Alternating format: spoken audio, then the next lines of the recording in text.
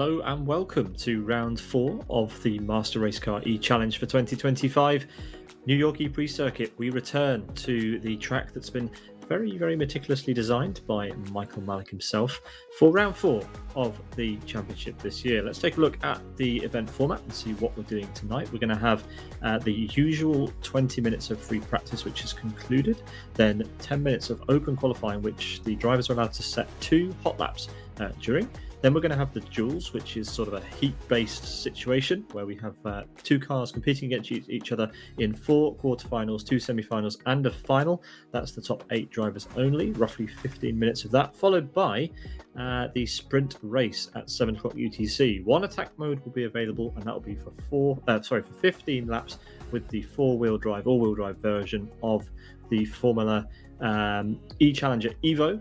Then we're going to move on to the feature race where the drivers will be flipped. We'll get the top 10 reversed for 33 laps with the rear-wheel drive E-Challenger EVO where 2 attack modes will be available. So yeah, lots of stuff to remember, but we're going to walk you through it as and when you need to know what's going on. Here are the 2 challenges that we have in tonight's action. Once again, the all-wheel drive E-Challenger EVO, which will be used for the sprint and qualifying sessions. Then we're going to use the rear-wheel drive fully electric E-Challenger EVO during the feature race, which means we can make use of the regenerative braking, which allows us to run for a little bit longer.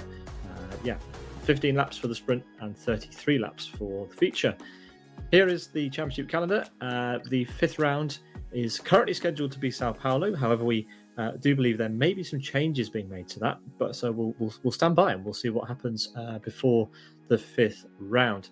But yeah, it's been a good championship so far. Let's take a look at the standings to see where everyone sits for the Drivers' Championship standings. First of all, it's Gabagure with 183 points leading the way ahead of Karolis Motijoitis, Cyril Basset, Timu Sarkinen and Imran Azar, the top 5. Imran again confirmed as no, so he's not going to be here for round 4, which means it's going to be a straight shoot between the 4 cars above there. P1 to 4 still fairly competitive between those guys. P6 we've got Roni Krompush, Silva D'Agostino, we've got Daniel Orlov, Stephen Martin and Nico Pontola, your top 10. And yeah, 19 drivers scoring at least, 18 drivers scoring at least a point, with Gerard Fornelez there in 19th place, yet to score a point. Let's have a look at the team's championship standings. We have Sidus, of course, leading the way, 322 points ahead of Race Green Autosports. Zafiralis currently in 3rd place. And with lots of points on offer tonight in both of the races, we will see what is going to happen. We should also bring you up to speed with a sort of side championship that's been going on between the sort of a joint championship between the Layout Racing League and E-Challenge. It's called the Champion of Layouts Championship, and it's currently being led by Gerard Fornelez. So yeah, there you go. That is a championship that is running with the combined points of the Layout Racing League and E-Challenge. So Gabba there, our championship leader in E-Challenge, is down in P5 in this one, and Karolis is actually ahead of him. So there we go, that's interesting. And Daniel Orlov actually there in P2, Gerard in P1, though hasn't scored any points in E-Challenge as yet. We have cars on the track for the qualifying session, so let's head there and see what happens in tonight's open qualifying session.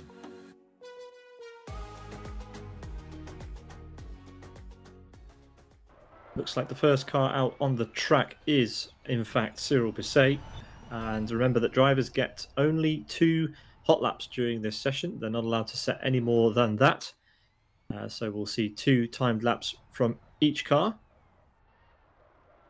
And that will set the grid for the duels qualifying, the top 8.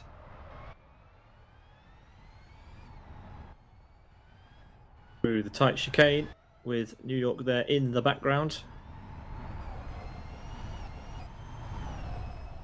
As Cyril makes his way out of the final corner, over start finish to start the first flying lap of tonight's session. Remember, the drivers are using the all-wheel drive variant of this car, and it's untethered. They get all the power, everything at their disposal. And the nice thing about this track is that we can see quite a lot of the cars heading in the opposite direction, as the home straight and the back straight are pretty much alongside one another. Through into the back section of the track then. Cyril with a pretty clean lap so far. As we head on down to where the attack boost will be at this hairpin. A wide line around the hairpin is what is required to enable the attack boost. And we'll see that in action in the sprint race a little later on. Through the chicane he comes. Out over the pit entry line around the final corner. And then straight for the start-finish line. That looked like a pretty clean lap. A 1:05.15, the opening gambit by Cyril Bisset this evening.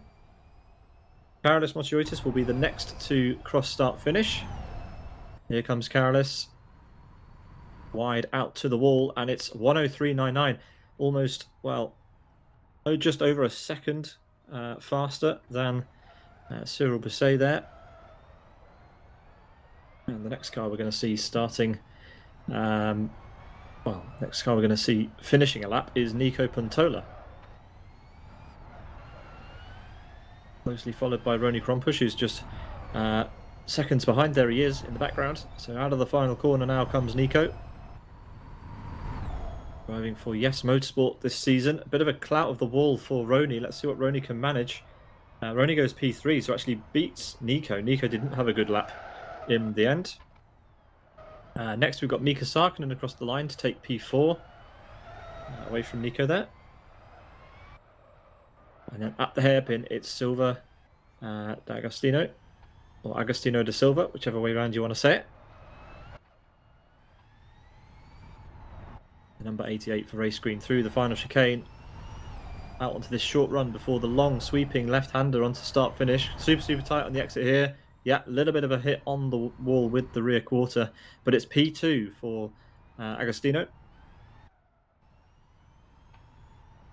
Next we look back towards Gabba, championship leader, and well, a good result here today he'll do very well to be beaten by anybody else going into the final round of the championship. Across start finish, it's P2. Motiotis holding on by half a second at the moment.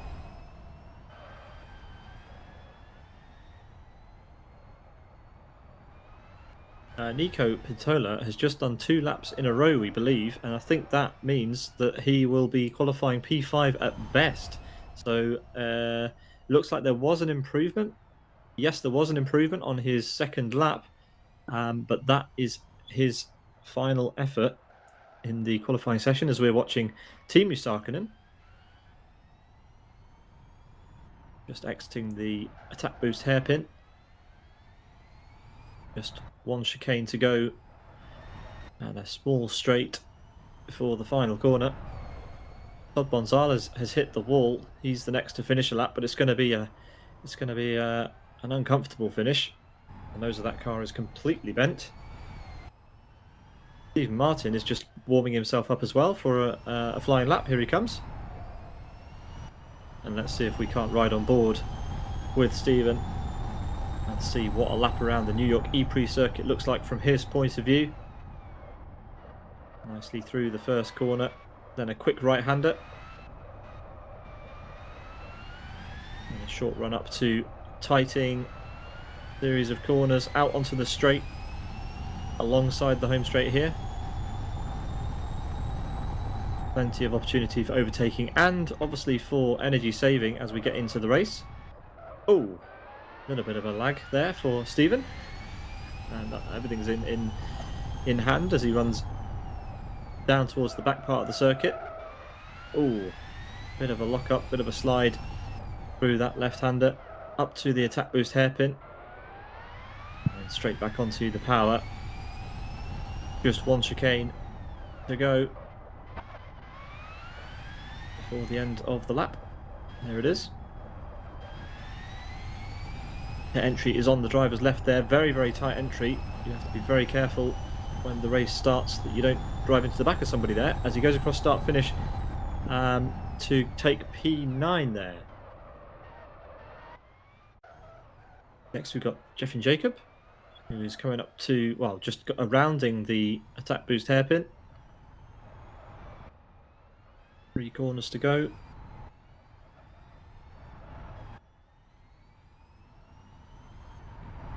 And we'll see what Yeffin can manage. We're going to get a flurry of activity across start finish. We're going to get Yeffin, then Agostino. Yeffin goes P8. Agostino, no improvement, stays P3.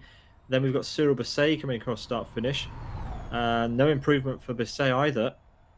And then we've got Gabba. Let's see what Gabba can manage. Can he improve and beat Carolis? Yes, he can. He goes pole provisionally with a 103.71. An amazing lap there.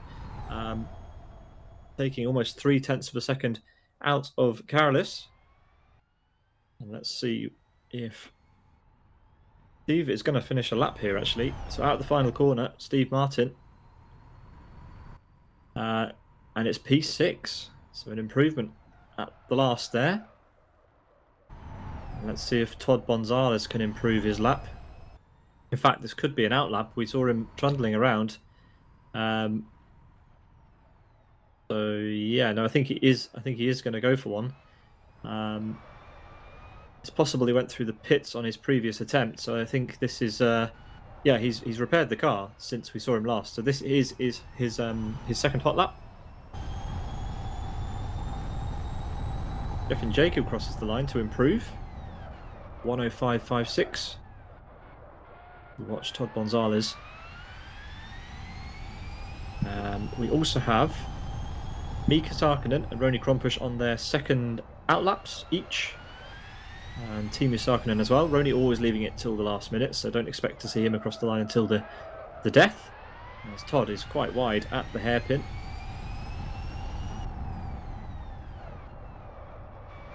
Three corners to go. And we'll see if Todd can improve from that 12th place that he currently occupies.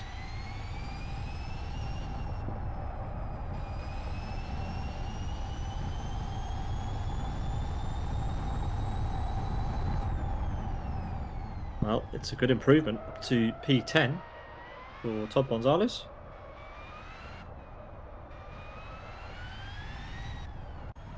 Roni Krompush will be next to start his final flying lap. Here he comes. And currently in P11. He'll be wanting to improve from there for sure. Oh, it's a twitchy entry into turn 1. And a scrappy turns 2 and 3 as well. Oh, and you can see the power just not wanting to go into the road. It wants to light the rear wheels up and send him sliding. And yet again, just struggling slightly to control the power at the back of the car. Well, actually, it's all-wheel drive, isn't it? So the front is not excluded from that either. Up to the hairpin he comes. Anchors on. A little bit of a twitch on exit. Let's see if Roni can improve here as the clock ticks down to 0. There it is. No more laps are possible from anybody else. No more laps are possible to be started by anyone else. As through the final corner comes Roni Krompush. And let's see if he can improve on a 106.59 and P11. Yes, P9. So a little bit of an improvement for him.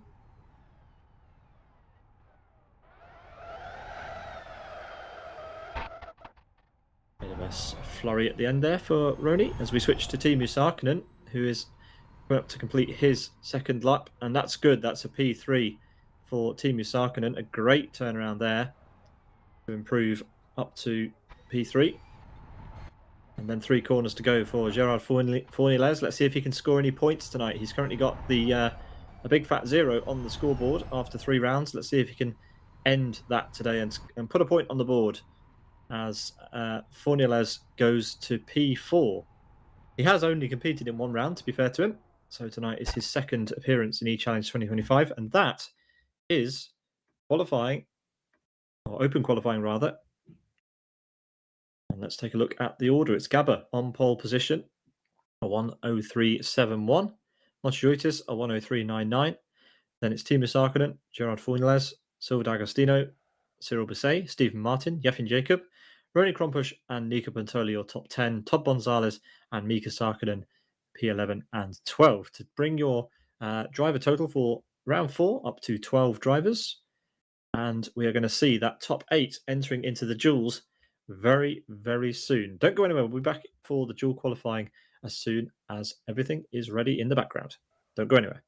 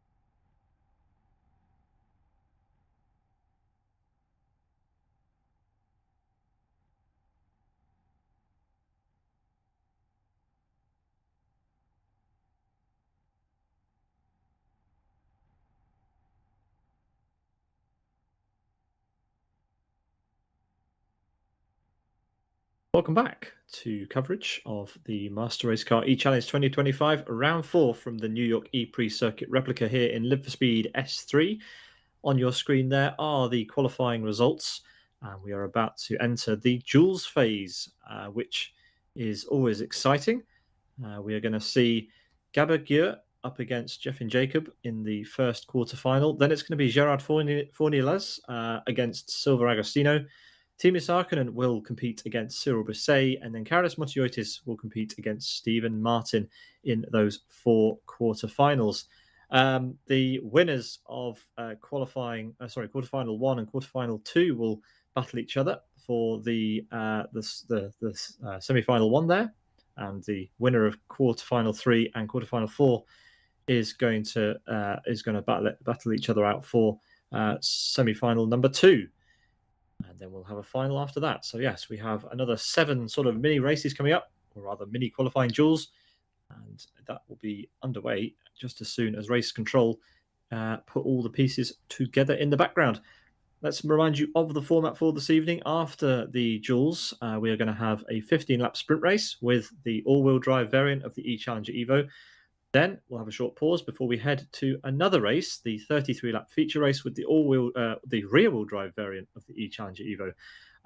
The sprint's going to consist of have 1 attack mode, which means the drivers have to drive a wide line around the hairpin to activate that at least once during the sprint, else they'll get a penalty, and twice during the feature race.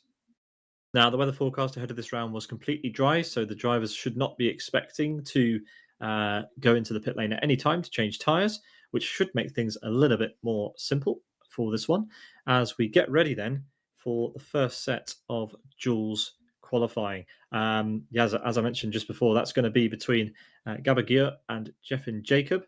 So we will wait to see those two come out onto the track. And it's going to be Gabba first, followed by Jeffin.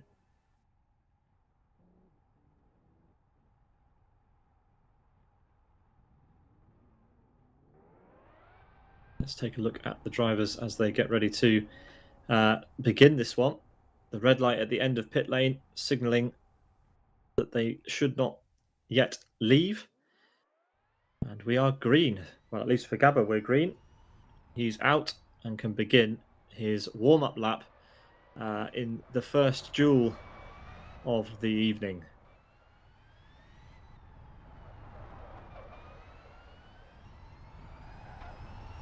Jeff and Jacob exits the pit lane and is now heading down to the first corner.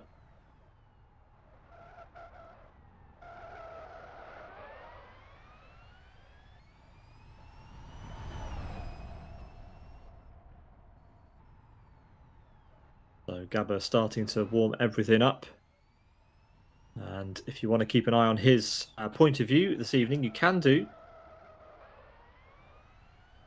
He is live on Twitch at Sidus Gabor. And we will show his point of view on our broadcast throughout the afternoon as he comes through the final chicane and lines himself up for a hot lap.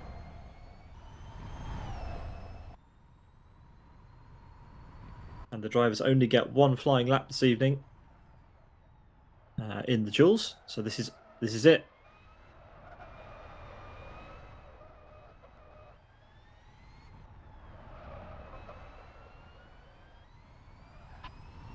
Oh, pushing as we head over the first timing line now.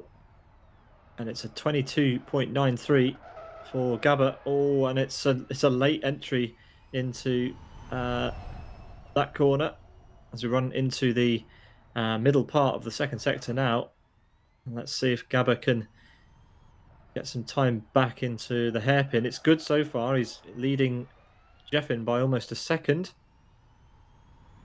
Jeffin setting a 23.7 as Gabba smashes in a 47.7 in the second sector. Just 3 corners to go. Up to the final corner he is already. And out wide, nice, doesn't tap the wall. Overstart finish to set a benchmark time in the duels qualifying as a 1:04.55. Let's see what Jeff and Jacob is up to. Out of the final corner he comes. Currently almost 2 seconds down to Gabor, so Gabba will take the win in the first duel qualifying session.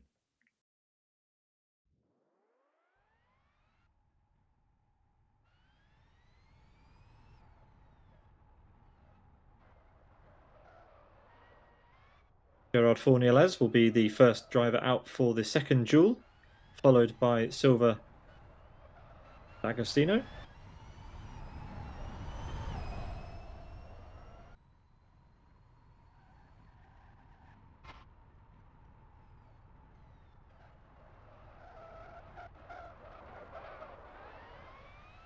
And the drivers can choose to warm their tyres up if they please on this outlap.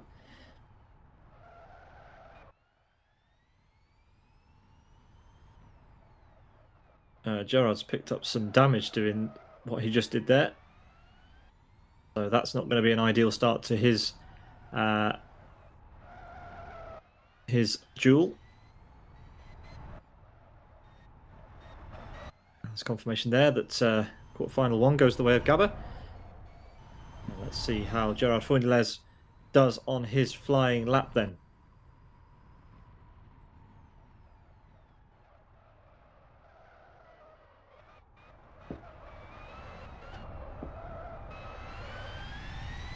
So with a little bit of damage, that's not going to be helping him at all during this session. As we run on to the back straight. It's not really the back straight, we're still in sector 1. But it's the best we have as we head over the first sector line at 22.95. So lost time already to Gabba's benchmark.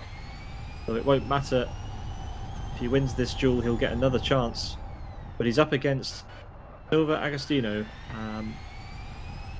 who will not be leaving anything on the table. And look at that, only 0.07 of a second between these two. So this is certainly a close heat so far. Let's see what Gerard can manage in sector 2. It's a 47.98. He's already in the final couple of corners. Out wide, hits the wall again. Let's see what he manages out onto the home straight. Yeah, it's nice. It's a nice exit. Uses all of the road. And it's a 1:04.76. So a good time in the end. He managed to get the time back. But let's see what Agostino can manage. Still very close in the second sector, but has he managed to close the gap down in the final sector? No, he hasn't. Gerard Fournier-Les wins the second duel.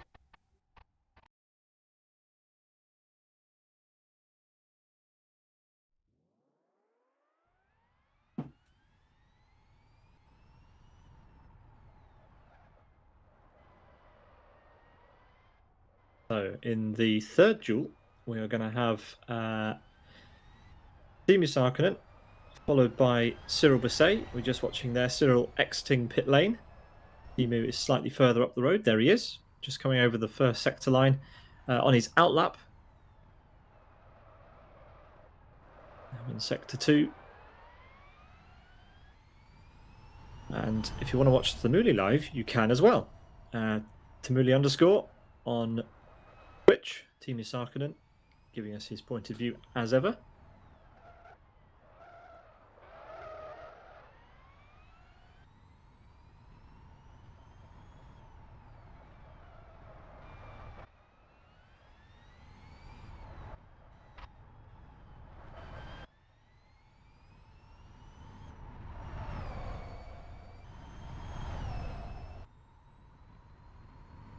Over start finish for Teemu Sarkkinen to begin his flying lap. And it's smooth. This has been something we've seen from Teemu all season long. Super smooth. Growing in confidence and ability behind the wheel of the E-Challenger EVO in both of its configurations. As we head down into the second sector, it's a 22.98, the sector time for Teemu. Let's see how he does against Cyril Bousset then. Cyril coming up to that first timing line now. It's a 22.93 from Cyril, so Cyril marginally faster. The first time that the second driver has taken time out of the first driver. Cyril Bousset, 22.93. 0.05 of a second up at this point. 47.7 in the second sector for Teemu. Cyril just exiting the hairpin. Sarkkinen hard into the wall at the exit of the final corner. Across start finish, a 104.54. It's a quick lap, but will it be enough? Cyril is down a couple of tenths in the middle sector. So Cyril needs something special out of the final corner to win this duel. Let's see what he can manage. Yeah, nice exit. Much nicer than Teemu's across the line. But it's Teemu that takes it by 2 tenths of a second over Sarkkinen on that occasion.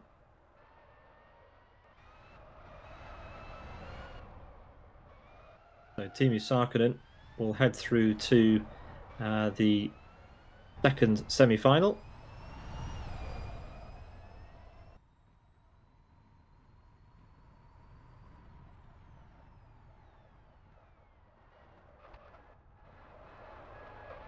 So next up and on camera, you have Karolis Motiotis, who is just starting his, he's halfway through his outlap already.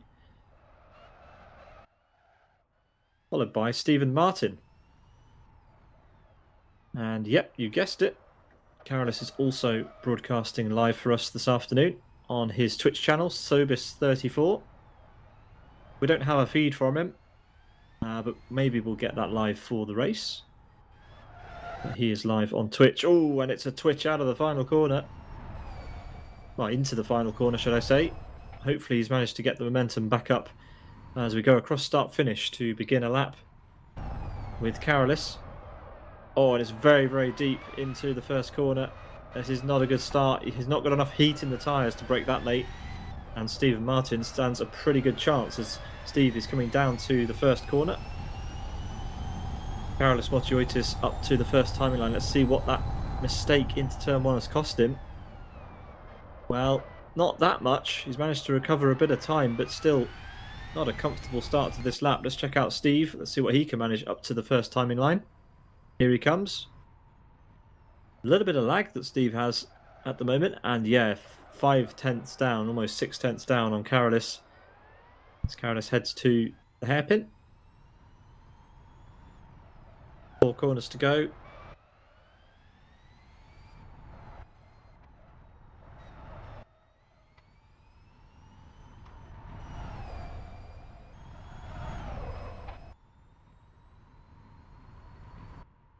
Over start finish for Karolis, and it's a 104.28. That's a pretty good dual time for Karolis, and Steve is having all sorts of connection trouble at the moment. And let's see if he can do anything. He's over a second down in sector 2. No, Karolis has this one wrapped up. So Karolis Motiotis wins the 4th and final quarterfinal. And Carolus was the fastest overall, interestingly. So there we go.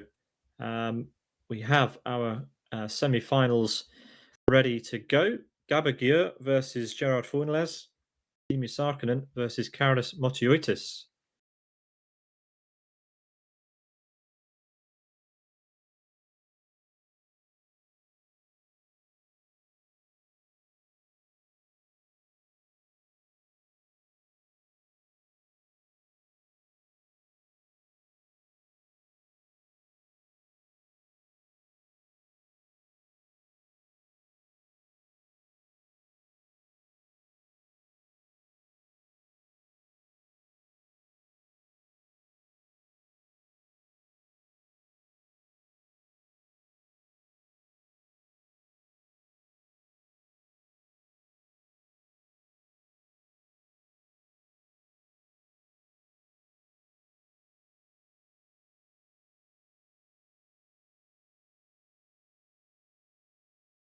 So we're just waiting for confirmation of the results of the duels. Small bit of confusion in the background, but we'll get the information to you as soon as we can.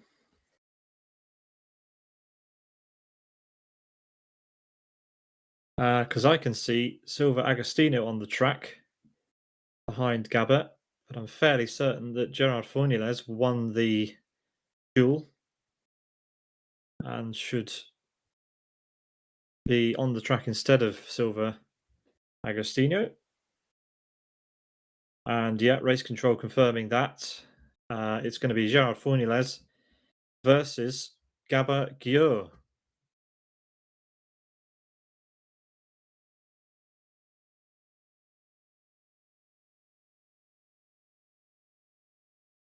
So at the end of pit lane is Gabba. And Gerard Fornelez now exits the pit lane to follow him down to the end. And the light will go green, and we will have the first of our semi-finals.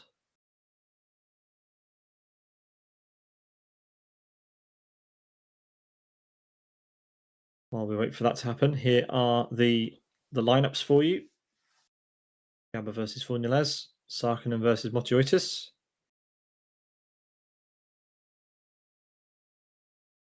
And we'll see who gets those places for the final.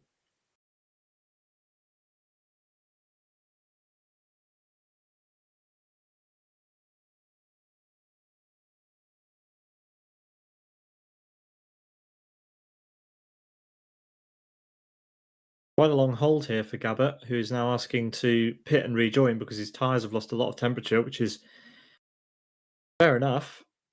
Yeah, they've been allowed to rejoin the track to get a fresh set of tyres. And hopefully Gabba will be released to begin his outlap now.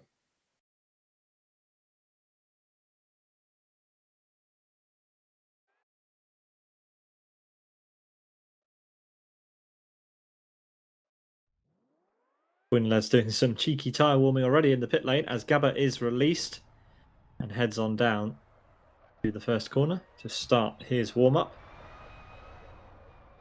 This is exactly the same as the quarterfinals, except the theory is we have much more competitive, or rather close lap times between the two drivers. And Gabba this time taking tyre warming a bit more seriously. Putting some heat through the front tyres especially. That's where you want the grip through the slower corners, of which we have many here at the New York E-Prix Circuit replica. Especially here at the hairpin. And, well, you can see the camera bobbling. It means he's hit that apex nicely. We run down to the final four corners of the lap. It's a pretty short lap here. But the drivers will be at maximum attention, maximum concentration as we head out to start-finish once again, over the start-finish and onto the flying lap for Gabba Guillot. Championship leader but not the fastest time in the quarterfinals. That went the way of Karolis Motiotis.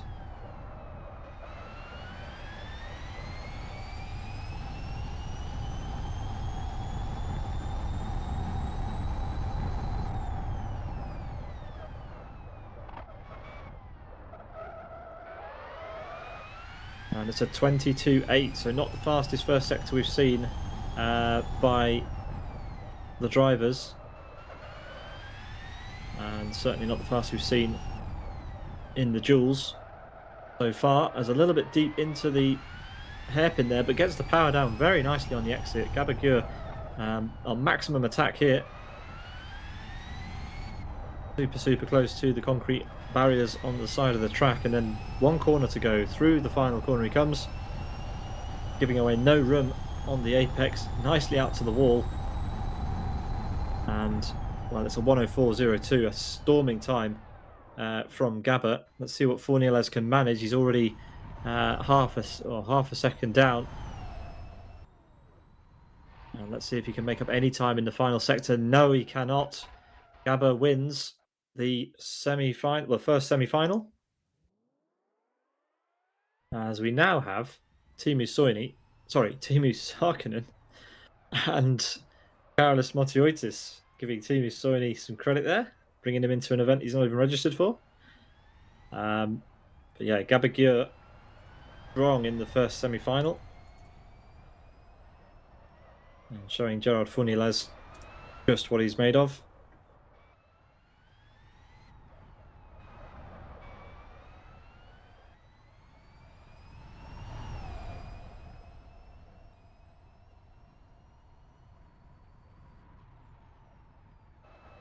So as we pick up with Timu Sarkkinen, just beginning, or just rounding the hairpin on his outlap, he is against Karolis Motiotis. Karolis had the fastest time in the quarterfinals. Which of these two will join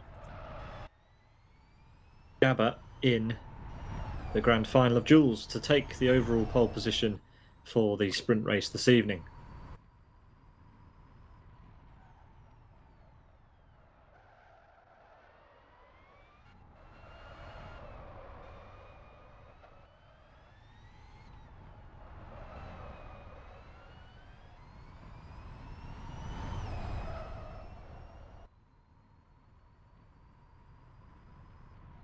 Over the first sector line, 22.74, so certainly not the fastest we've seen, but not bad for Sarkkinen. Let's see what Karolis can manage as he comes up to that timing line as well.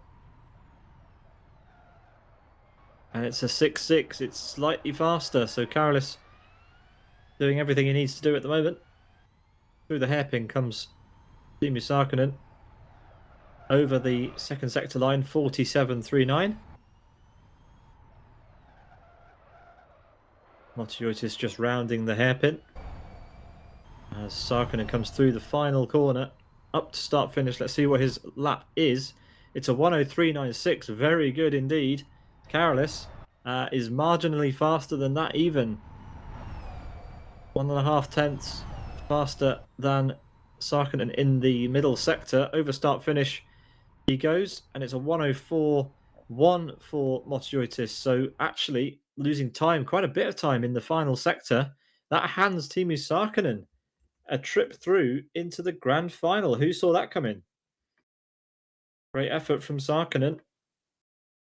Beat Gabor's time as well. So Sarkkinen, the favourite going into the grand final. Very nice from Timu Sarkkinen. He's as shocked as we are. He's said that something to that effect in the chat. He wasn't sure where that lap came from, but a 1:03.96, extremely fast from the Finnish driver.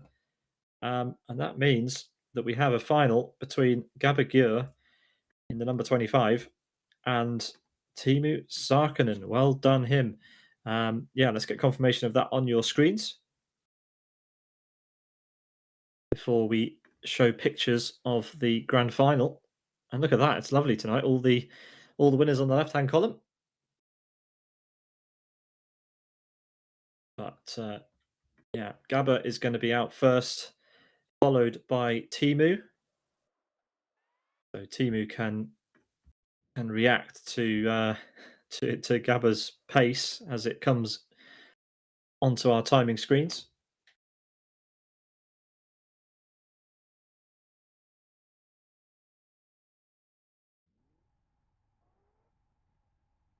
So Gabba will be again the first to leave the pit lane once the lights go green for him.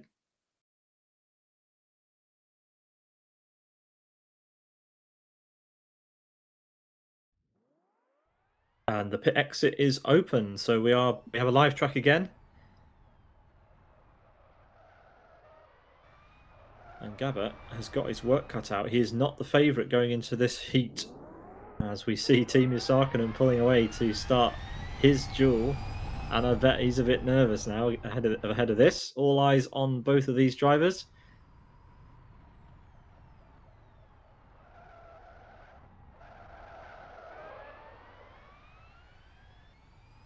If you want to check out Teemu Sarkkinen's stream, you can do.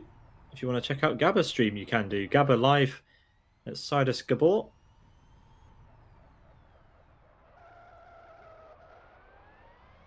And we'll leave Gabba's stream up on the bottom right of the screen while we watch Teemu Sarkkinen.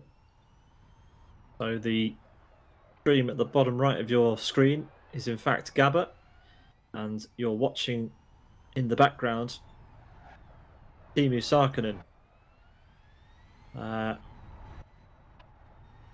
Sarkkinen coming through the final corner to begin his timed lap. Gabba out onto the back straight. They're going to see each other here. There they go, passing by one another. Sarkkinen nice into the first couple of corners. And it's a 22.65. It's a good first sector from Gabba. That's the strongest I think we've seen from him. And let's see what Teemu Sarkkinen can manage before we decide who to watch across the start-finish line. It's a 22.78. It's not good enough at the moment from Teemu Sarkkinen. Gabba's found the time when he needed to find it. Here he is, back on the main camera. It's a 47.3 from Gabba in the second sector. Over the final chicane we go. Final corner for Gabba. Oh, and it's a bit of a twitch out of the final corner, but over start finish, what's it going to be? It's a 104.20. It's not the fastest time we've seen tonight by any stretch. Let's see if Teemu Sarkkinen can make up some time. He's lost 0.3 somewhere in the middle sector, so it's not going to be easy. And I think Gabba's done it.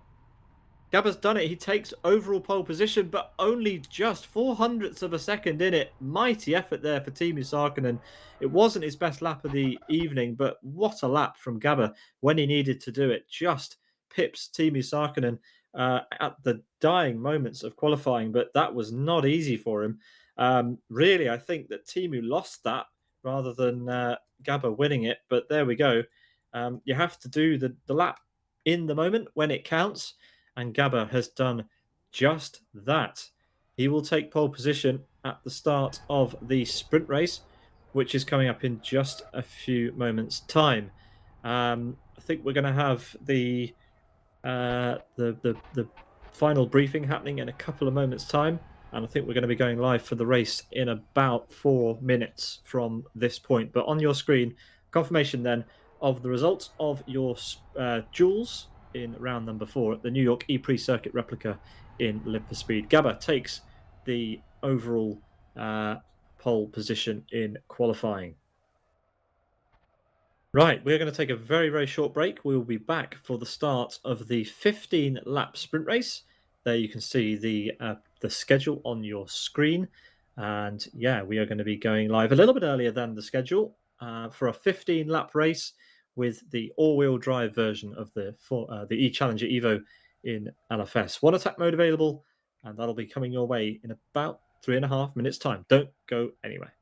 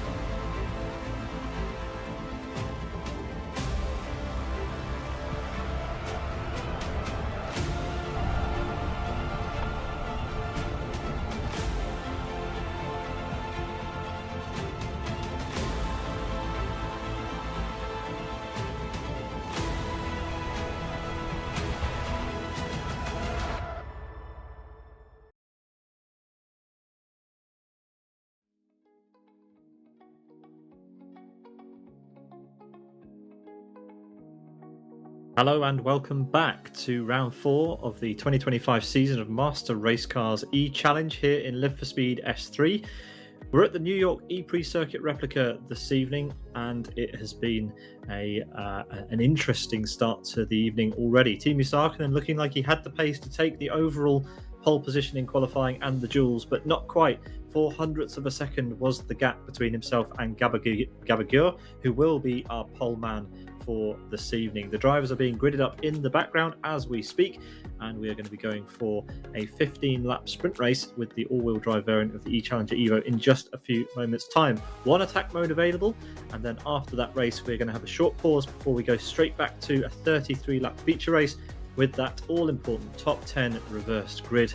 And the drivers get 2 attack modes available, and we're using a different car, the rear-wheel drive variant of the E-Challenger EVO, just to make everything very, very complicated and unfathomable for the drivers. No, they've had lots of practice this season. They should all be very used to it by now. Both of these mods have been put together by Michael Malek, the host and sort of promoter for the E-Challenge series, as it has been in one form or another for the last 5 seasons, in fact. So yeah, that is the good work of Michael Malek, and yeah, he tries to develop this championship and innovate in this championship, and yeah, this is where we currently are. And yeah, we're really grateful for all of his efforts, especially putting together the great layouts for this championship that you can see in the background. Yeah, we are in round 4 of a 5-round championship. The venue for the final round is currently set to be Sao Paulo, though we may see a last-minute change. We'll keep you posted on that throughout the build-up to the final round of the championship. But yes, as it stands, it may not be Sao Paulo, which, well, we'll see what it ends up being. Let's see what happens as we move towards the end of the season on April the 6th. The duels concluded with Gabagür taking the overall win. And yeah, he had pole position in the open qualifying session. It looked like it would be in jeopardy. Timo Sarkkinen had the pace throughout the sessions. The fastest quarterfinal was Carlos Montiotis. Then it was Timo Sarkkinen, but Gabor did everything he needed to in the moment when he needed to do it. And that is that. The rest is history, as they say. Yeah, we are moments away. The grid has been set. We're going to get Michael Malik. He is going to drive down the grid, and we're going to set the order for the start of our 15-lap sprint race in just a moment's time. And as an extra little bonus, I think Michael will be joining me in the commentary box for the racing action this evening, because unfortunately we don't have Travis Mellinger with us this evening, or Zdenek Sagash. They are otherwise engaged. We hope they're having fun wherever they are. But yeah, Michael Malik is going to join me, I think, for some commentary action in a moment once he's finished his duties as the doing the grid walk with the camera car. The drivers having their final little bit of a briefing before we get going. So yeah, just a little bit of more patience, and then we can get this race underway. Remember that the attack boost will add an extra 51 kilowatts to the driver's power output. So the drivers will have a little bit less power at the beginning of the race compared to what they had during qualifying. 51 kilowatts less, which will be quite noticeable.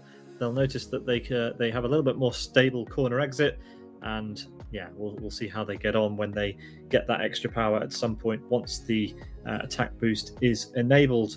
Just waiting for Roni Krompusch to get ready in the background before we get this action underway.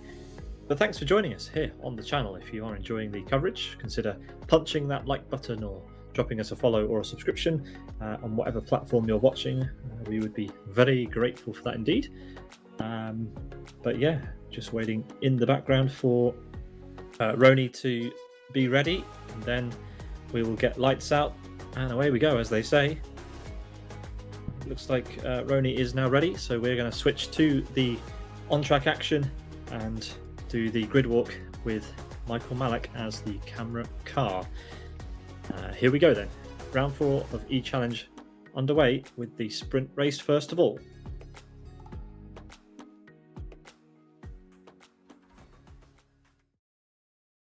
Oh, we have a decapitated Tim Dicknodder. That's fun. Let's point the camera somewhere else and get the action underway.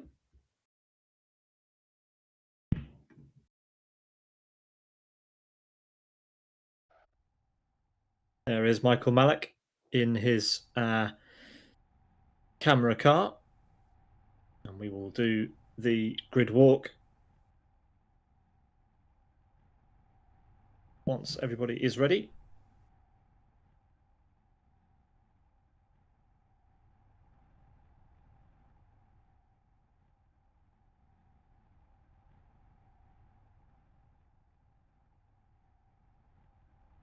Here come the jets that we see at the Brooklyn E-Prix Circuit as the camera car moves off. And on the right of your screen, poleman Gabagür alongside Timo Sarkkinen, who had that fantastic pace during the duels. Next, it's Carlos Montiotis, fastest in the quarterfinal, P3 on the road. Next, we have Gerard Fornilez in the bright pink next to the green, the race green machine of Silva Agostino. Then a face that we have seen time and time again in E-Challenge alongside him in P6, Cyril Basset, with the famous pink and white of Stephen Martin in P7. Behind him, it's another race green car. It's Jeffin Jacob, followed by Roni Krompusch in the number 96 in P9, the brightest of bright greens. Then in P10 for Yes Motorsports, it's Nico Pontola with Todd Gonzalez behind him in P11.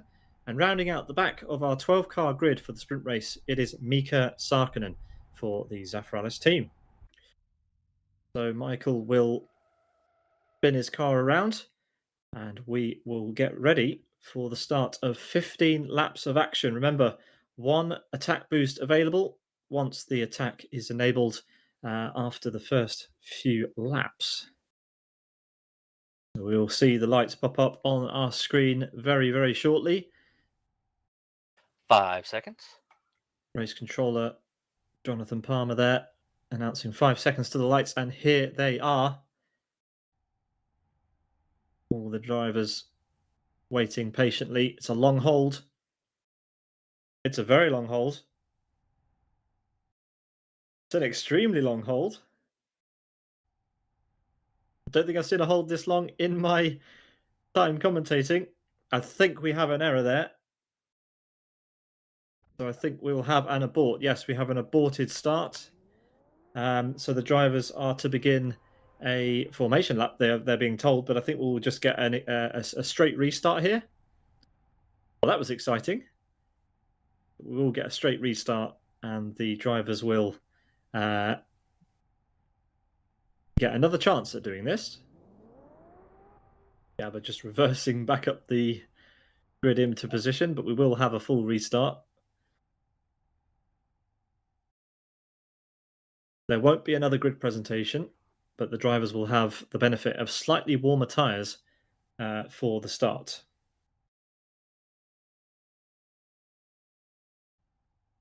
Oh, it looks like we are going to have a normal set of lights without a slash restart. And let's see if we do have a green light. We do. The drivers are away. So, oh, in fact, there's some drivers on the grid who weren't ready for that. That's very unusual. We've got 3 cars already in an accident off the start finish.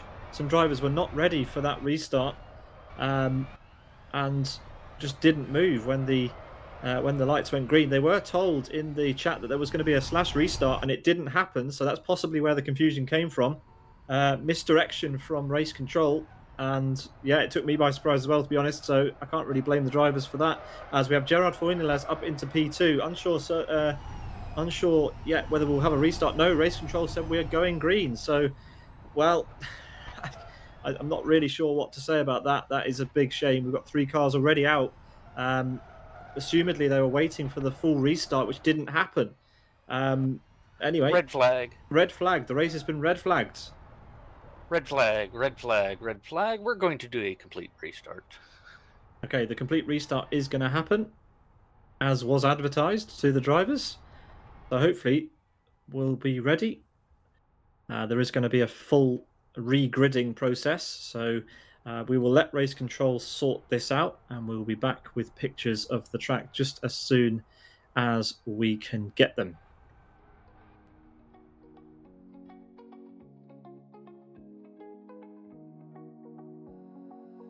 So a little bit of drama here at the start of the sprint race, but we do love a bit of drama.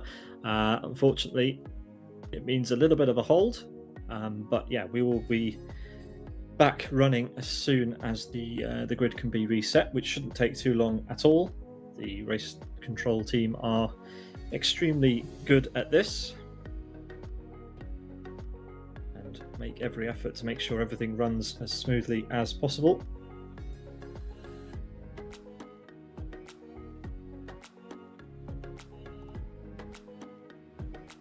But we will get the full 15 laps that were billed.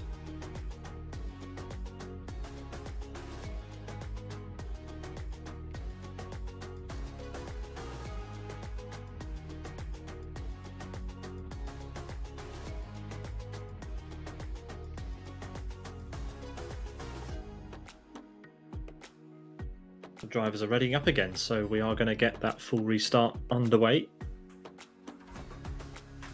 Thank you for your patience here.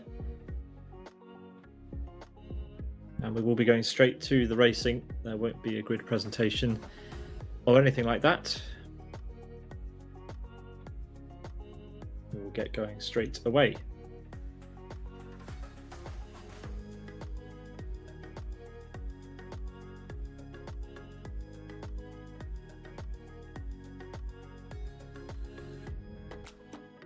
Just waiting for Todd Bonzales to ready up in the background before we get going.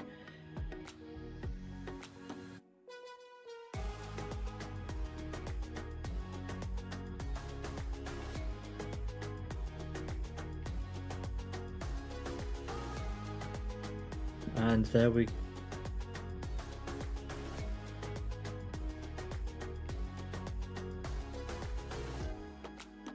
Well, we are live back on the track. Let's get the show on the road once again. There we go. We have cars. And I think I can introduce Michael Malek. Michael, are you here? Of course I am. Hope you can hear me. Just about, Michael. Welcome into the commentary box for take 2. Oh, in fact, I think we're going to have take 3 of the restart here. Oh no. So yeah, we will hold for a little bit longer while whatever is going on is sorted out. I need to run away again, so all right, no problem. Yeah, take your time. Take your time. Third time lucky, as they say.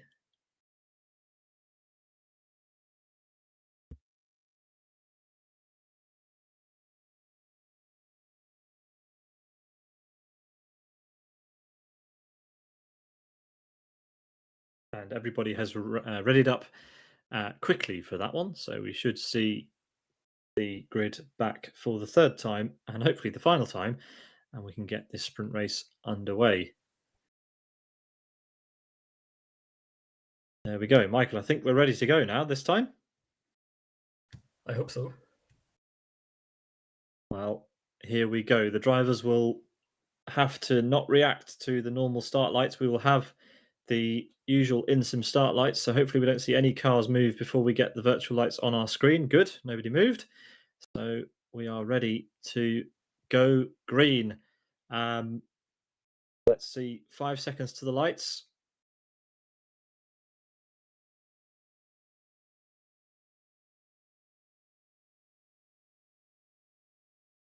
We think that this may have had another issue, unfortunately.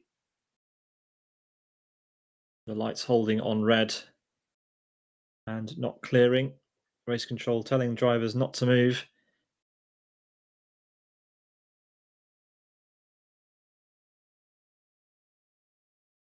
And it looks like the session has been red flagged again, but we can ignore that.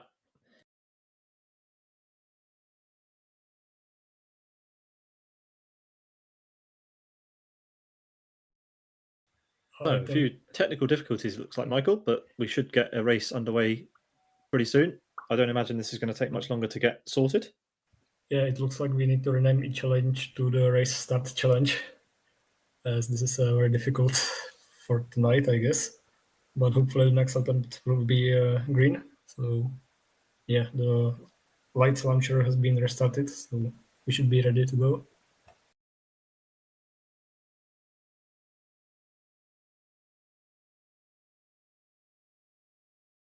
Yeah, hopefully so. Well, we have some lights on our screen. And we have lights coming up. So this is going to be the real start. Ignore the session stopped. We are going green. Lights out and away we go. It's a good start from everybody by the looks of it this time.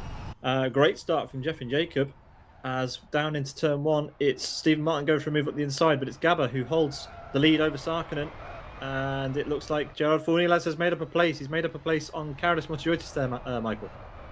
Yeah, it was a very good start from Fornilas, but Gabor made everything possible to stay in the lead, and he's already making a gap to Sarkinen, and he's wiggling his car, trying to heat up the tires. Looks like we had no major contact in the first half of this lap, so we are ready to go into this 15-lap sprint with one attack mode activation for all drivers, mandatory. Yeah, and is this your first time commentating on your own series, Michael? It's a bit of an odd situation for you, but I really appreciate the support in the commentary box for this one as the drivers make their way through the hairpin. Oh, Stephen Martin there. A bit of a crunch, but he is still ahead of Roney in P7. Oh, as Roney slams into the wall before the final couple of corners. And it's Gabba who leads out of the final corner ahead of Teemu Sarkinen, Gerard Fornilas, Karis Motiotis there in P4, and Silva D'Agostino P5.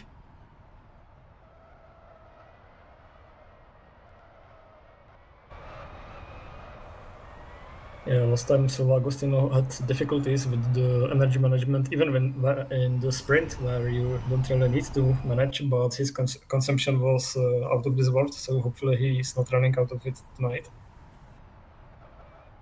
No, hopefully none of that will happen, as Yeah. the gap between P1 and P2 is opening up even more. I think it's gone up to almost a second now. Not the best first sector from Team Yusakinen this lap, but as we head down to the hairpin, we don't have any boost activation just yet. That should be on the next time around that gets enabled. It looks like very soon Sarkinen will have to defend from Fornilas and MotoGP behind him, as these two are very close to him and waiting for any opportunity to get around.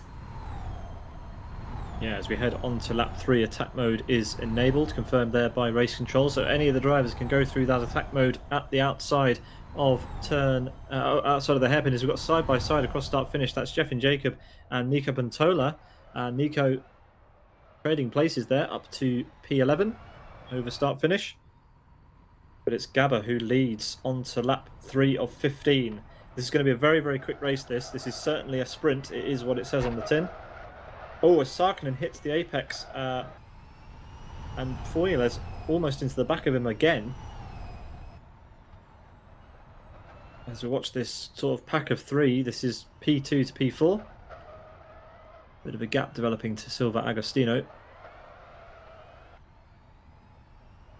And Bisset has gone through the attack mode, so Cyril Bisset with the attack boost.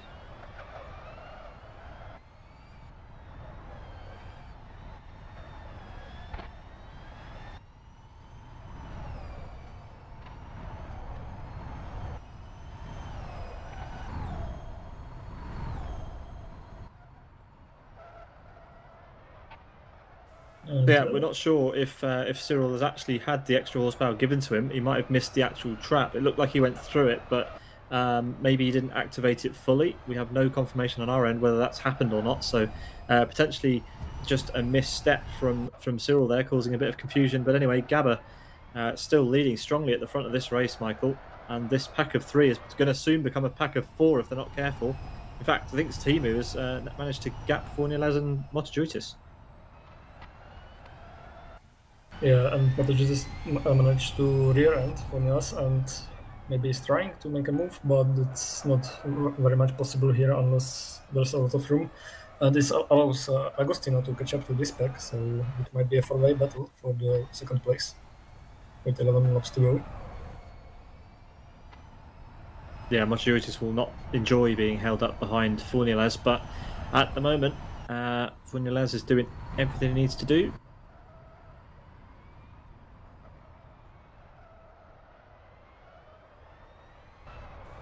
It looks like MotoGP is always braking way later than Fornilas, so he's having a hard time trying not to collect him. And I think this might be the opportunity for him to dive bomb onto the car ahead and take place. Just needs a good exit onto one of the 2 long straights here. And behind them, Agostino is right in the mixture, so we now have a train of 4. Yeah, pretty much a bit of a gap, but that gap can soon diminish to 0. And Gabba is already out of the hairpin. As Carlos Motojutis is trying to activate the boost, Fornilas has had a mare at the hairpin. In fact, MotoGP hit Fornilas, and he was trying to avoid him by going around the attack mode. I am foreseeing a penalty for MotoGP because it was completely avoidable. And this promotes Agostino to third place. Yeah, so a lucky jump there, but Carlos is going to be in trouble with the stewards, even though he has that attack mode. So too does Mika Sarkinen and Nico Pantola at this stage. Cyril may think that he activated it, but possibly hasn't yet. So hopefully he manages to get it activated before the end as Carlos goes for the move on the inside of Gerard. Gerard goes deep, not having a good time of it, and that's Cyril just behind him. Yeah, he tried to brake very late, just as Carolis does, and found himself in the runoff area, so he lost a lot of time there, and is now vulnerable to Cyril.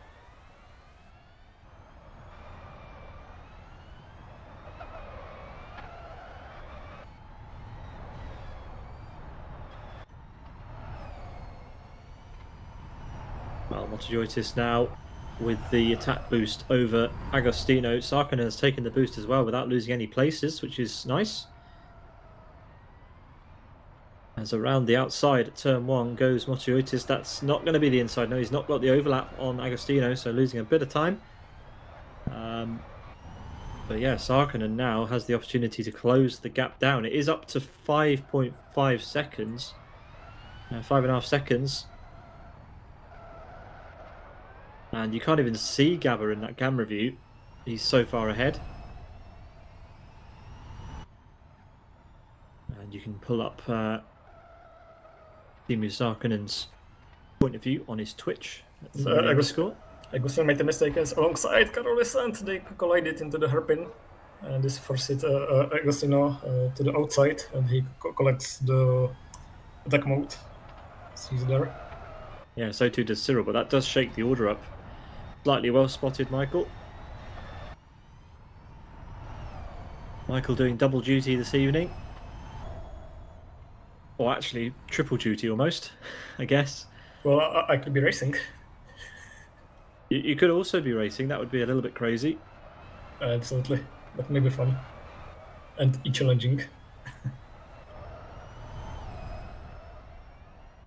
But as we head on to the halfway stage in the sprint race, a bit of a twitch on the exit for Gabber. He leads with a 4.5 second gap over Teemu Sarkinen. Then it's Carolus Motojoitis, who we think will probably earn himself a penalty. Gerard Fornieles, Silva Agostino, and Cyril Basset. Your top 6 drivers at the moment. But certainly getting close between Agostino and Fornieles. Fornieles not taking the boost just yet. Doesn't want the attack mode. Agostino will have a great opportunity out of the final corner. Oh, a snap of oversteer as he puts the power down through the final chicane. And now you're going to see what that extra 51 kilowatts does, as Agostino is going to have his best run yet to try and get past Fornieles. And it should be fairly straightforward, but he's gone quite deep. Oh, he's going to try and run it around the outside. Around the outside of 2 corners, but no, Fornieles is still there. And we do have confirmation from the race control that cars 22 and 34 under investigation, and that is Fornieles and Motojoitis. I think Motojoitis is the offending car there, as Gerard Fornieles is still holding on, and Cyril Basset is on the scene now, Michael. Yeah, it's a 3-way fight for P5, and Fornieles is doing amazing defending from Agostino, who is losing his precious attack mode time. He's trying to dive onto the hairpin, and Fornieles realized this is the time to take his attack mode. So now they made a switcheroo, and soon it will be a pace advantage for Fornieles instead. So yeah, but crucially, he's lost places, so he's going to have to do the hard work all over again. Well, we've got a big gaggle at the back as well. Roni in P7 down to Nico in P10. And Nico Puntola's rear tires are really struggling with the heat, so he might not be progressing forward much here. Well, I also want to mention that Teemu Sarkinen is catching up to Gabber at a rate of knots. Gabber's been forced into an attack mode and has 3 minutes left as Teemu Sarkinen's lapses. Therefore, I can't really see the gap going up, but I think it looks like Gabber's had contact with the wall somewhere. Look at his nose; it's quite crooked. Is it dragging along the ground? I mean, it could be. It could be giving him a little bit of jip, as the 3 cars that are battling further down really are having a good scrap here. Fornieles at the back with more attack mode remaining than 2 cars ahead. Agostino and Basset only have 30 seconds left each. So yeah, Agostino needs to put the pedal to the metal and try and open the gap as much as he can over, over Agostino certainly, and he'd like to open a gap to Basset if he can.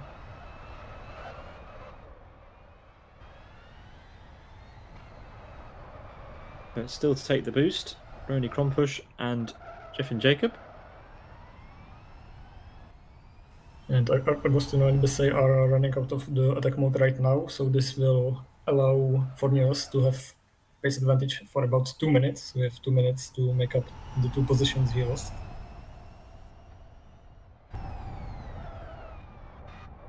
Yeah, so you can see that confirmed on the timing tower, and Fornelez has 1 minute 54 left of his attack boost, and we're going to see potentially the first pass on Cyril Basset.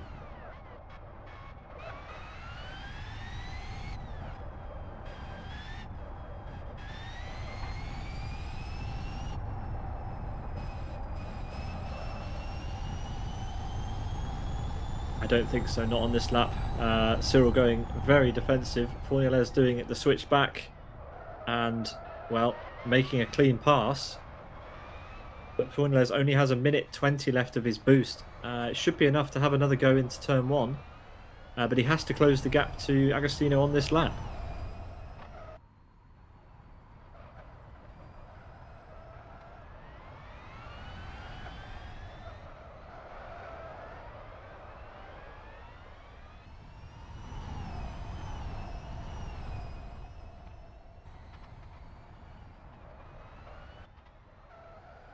Oh.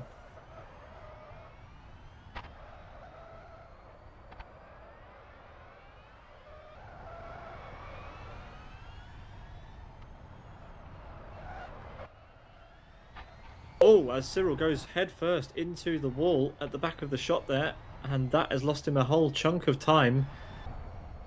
So, yeah, really, Cyril is now out of that battle with only 2 laps remaining, and here is Fornelez's final chance to get past on the attack boost. Just 18 seconds left around the outside. It's going to be difficult. I think Agostino's done enough. He has, unless Fornelez can get the inside line here. No, he can't. So I think Agostino's done just enough to hold on. Oh, it's super close coming out of here onto the back straight as the timer on his attack mode ticks down to 0. It's going to be onto the brakes. This is Fornelez's last chance. Has he done enough? Agostino on the inside, and he takes the place. He keeps the place, rather. So fantastic defensive driving there from Agostino. And, well, Fornelez has got his work cut out for the last 2 laps here now, Michael. Yeah, that was very close, but it looks like Agostino knows where to position his car to avoid being overtaken. But still, there are 2 laps to go, and I'm sure that Fornelez does not give up that easily. Car 34, Carlos Motioitis gets away with a warning for the contact with, who was it? I've forgotten now. Car 22, Gerard Fornelez. As we've got a battle on here between Sarkkinen and Motioitis. So Sarkkinen struggling. And Motioitis still side by side. He's now on the outside. But this is pretty close stuff. Sarkkinen losing a lot of time because of that damage that he's picked up at the front of his car. But he still manages somehow to keep it in the lead. I think I commented before that Gabber had front end damage. It's not Gabber that had damage, it's Sarkkinen. My mistake. But yeah, he's losing a lot of time here. Yeah, the match seems to be cosmetic, but he might be struggling with that. He's certainly struggling with something. Not normal pace, especially tonight from him, but Carlos Motioitis then with a sniff of a chance of getting P2 in this race. No chance for anybody really to get P1. Gabber is 8 seconds in the lead, 7.3 seconds in the lead with just 1 lap remaining. We are on the final lap. Sarkkinen wide at the first hairpin. Carlos Motioitis playing with his food here, trying to find a way through. Oh, but a kick of oversteer just where you don't want a kick of oversteer. Means he won't get the slipstream into the left-hander at the end of this straight. And, well, Sarkkinen may have done enough there to hold on to P2. Slight error on the exit for Motioitis may have cemented the podium as Gabber comes up to the final sector now. And it's 4 corners to go, as car 27 is under investigation for underuse of attack boost. That's Jeffin Jacob, who you can see on the timing tower has not used his attack mode. And Gabber comes across the line to win the sprint race. It's going to be close between Sarkkinen and Motioitis, but Sarkkinen keeps P2, started P2, finishes P2. Motioitis up a place to P3. Then we've got Silva Agostino and Gerard Fornelez.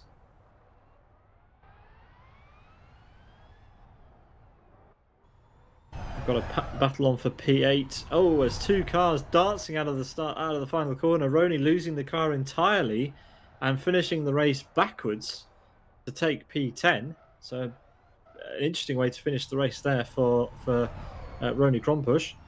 As out of the final corner comes Mika Sarkkinen. Mika using VR, as you can see. Coming across the line in P11. And it's Jeffin Jacob who will be under investigation for not using his attack boost. He finishes in P12. But onto the podium, we have our race winners.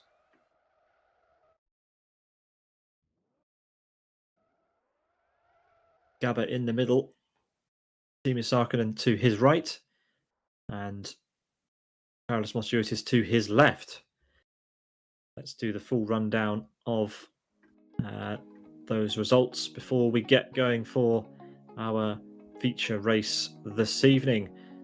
Winning in 18 minutes and 19 seconds, it's Gabber Gier winning the open qualifying, the duels, and now the sprint race. It's going well for him tonight. Then we've got Timo Sarkkinen, Carlos Motiotis, Silva Agostino, Gerard Fornelez, Cyril Bisset, Todd Gonzalez, Stephen Martin, Mika Patola, and Roney Krompusch, your top 10, with Mika Sarkkinen and Jeffin Jacob rounding out your 12 finishers in the sprint race. Fastest lap goes to Gabber Gier, a 1:04.64. Michael, what did you make of that? That was a very eventful race, almost as eventful as trying to get it going, but I really enjoyed it, and I'm looking forward to the feature race in a few minutes' time, where we will be replicating the Rio Formula E race with energy management, and that is a crucial part of the race strategy here, especially on this track, which is as narrow as it can get, and Monaco next to it looks like a super speedway.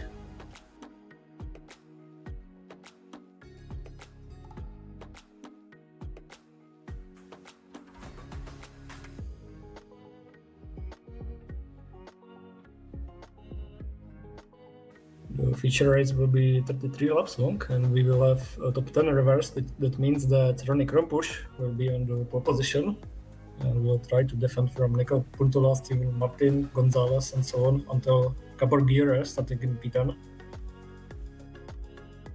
Absolutely, and we're going to have a bit of a break before the start of a 33-lap feature race. I think it's around about 4 minutes before we get the gridding for that. So yeah, we'll take a quick break here and we'll be back just as soon as we can for the start of the feature race. Don't go anywhere.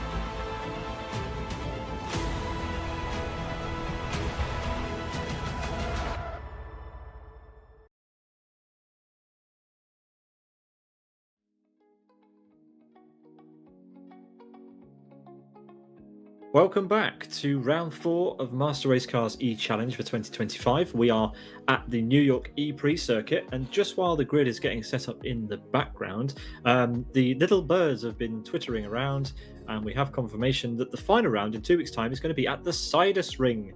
We have a venue change for round 5 of the championship for reasons, and yeah, it's going to be Sidus Ring, which is probably going to go down quite well.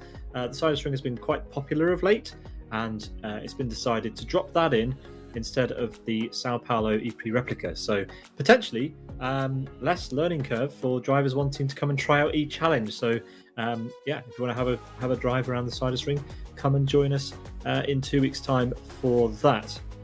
Michael Malik is going to be away for a few moments to do duty on the grid as we get ready and set up for our 33-lap feature race featuring that top 10 reverse grid, which means Roni Krompusch has the pole position ahead of Nico Pontola, Steve Martin, Todd Gonzalez, Cyril Basset, Silver Agostino, Carolus Motiotis, Timo Sarkinen, and Gabba, your top 10.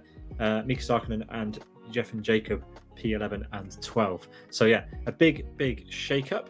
And also, we get that 2 attack mode a limit as well as the drivers head to the grid, which gives me a moment to talk about the car. We are switching to the rear-wheel drive E-Challenger EVO for this one. All right, let's head to the grid and get the show on the road, as we love to do. There is Tim Dicknotter, our safety car.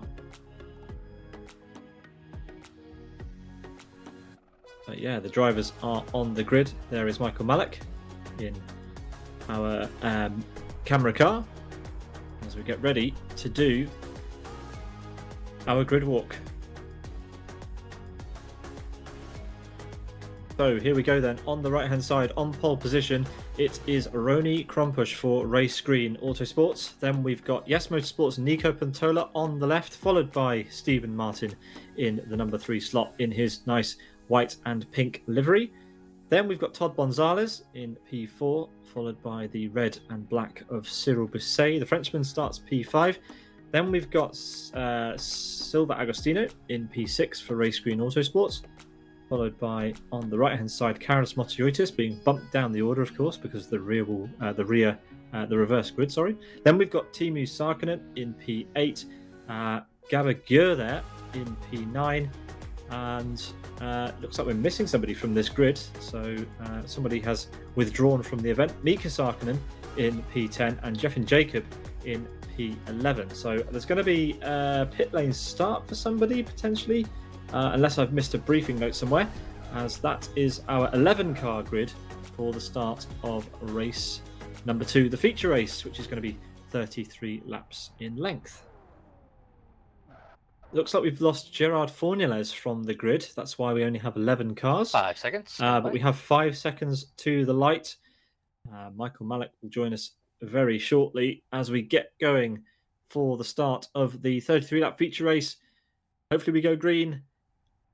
Yes, we go green. And it's a stationary. Oh, bad start for Nico Pontola. He was asleep at the wheel. He did not see the lights go green, I don't think. He wasn't ready for it or something. But yeah, a dreadful start from Nico Pontola. An own goal at the very beginning. Cars having to avoid him straight away. And it's a dream start for everyone else who make up a whole bunch of places. Gabba there on the outside, battling with one of the Sarkinens. I think that's Timo Sarkinen he's fighting with. But as we run down to the first sector line, Stephen Martin's up to P3. Oh, and Roni's gone into the wall. Roni's gone headfirst into the apex, outbraked himself, which has given Cyril Basset a monstrous lead in this race. My, what a start, as we've got cars going straight on in the background as well. I think that was Mika Sarkinen. Yeah, he's taken to an escape road. So yeah, all sorts of drama at the start of race number 2. But it's Cyril Basset at the moment with a fantastic start. And Gabba up from P9 to P2 already in the space of 2 sectors. Unbelievable stuff to have made the jump that high up the order already. Timo Sarkinen has followed him up and is in P3. Agostino's tried to go through the attack mode and it's not enabled yet, so that's a bit of an error from him as well. As Roni is now being passed by Carolus Motiotis down into turn 1. That's a nice move there for Carolus. And oh yes, Roni's got a lot of front end damage. He's twitching around all over the place. And Nico Pantola, after that dreadful start, didn't react to the lights at all. Finds himself down in P7 after just one racing lap. Through into Sector 2 comes Cyril Basset. Oh, Roni and Carolus, and who else is up? Todd Gonzalez all off into one of the escape roads. So drama at the back, and that's promoted Todd up a couple of places then. No, in fact it hasn't, as that looks like Mika Sarkkinen is the big winner here. Yeah, he's gained 3 places up to P8 then for Mika Sarkkinen once he crosses the timing line.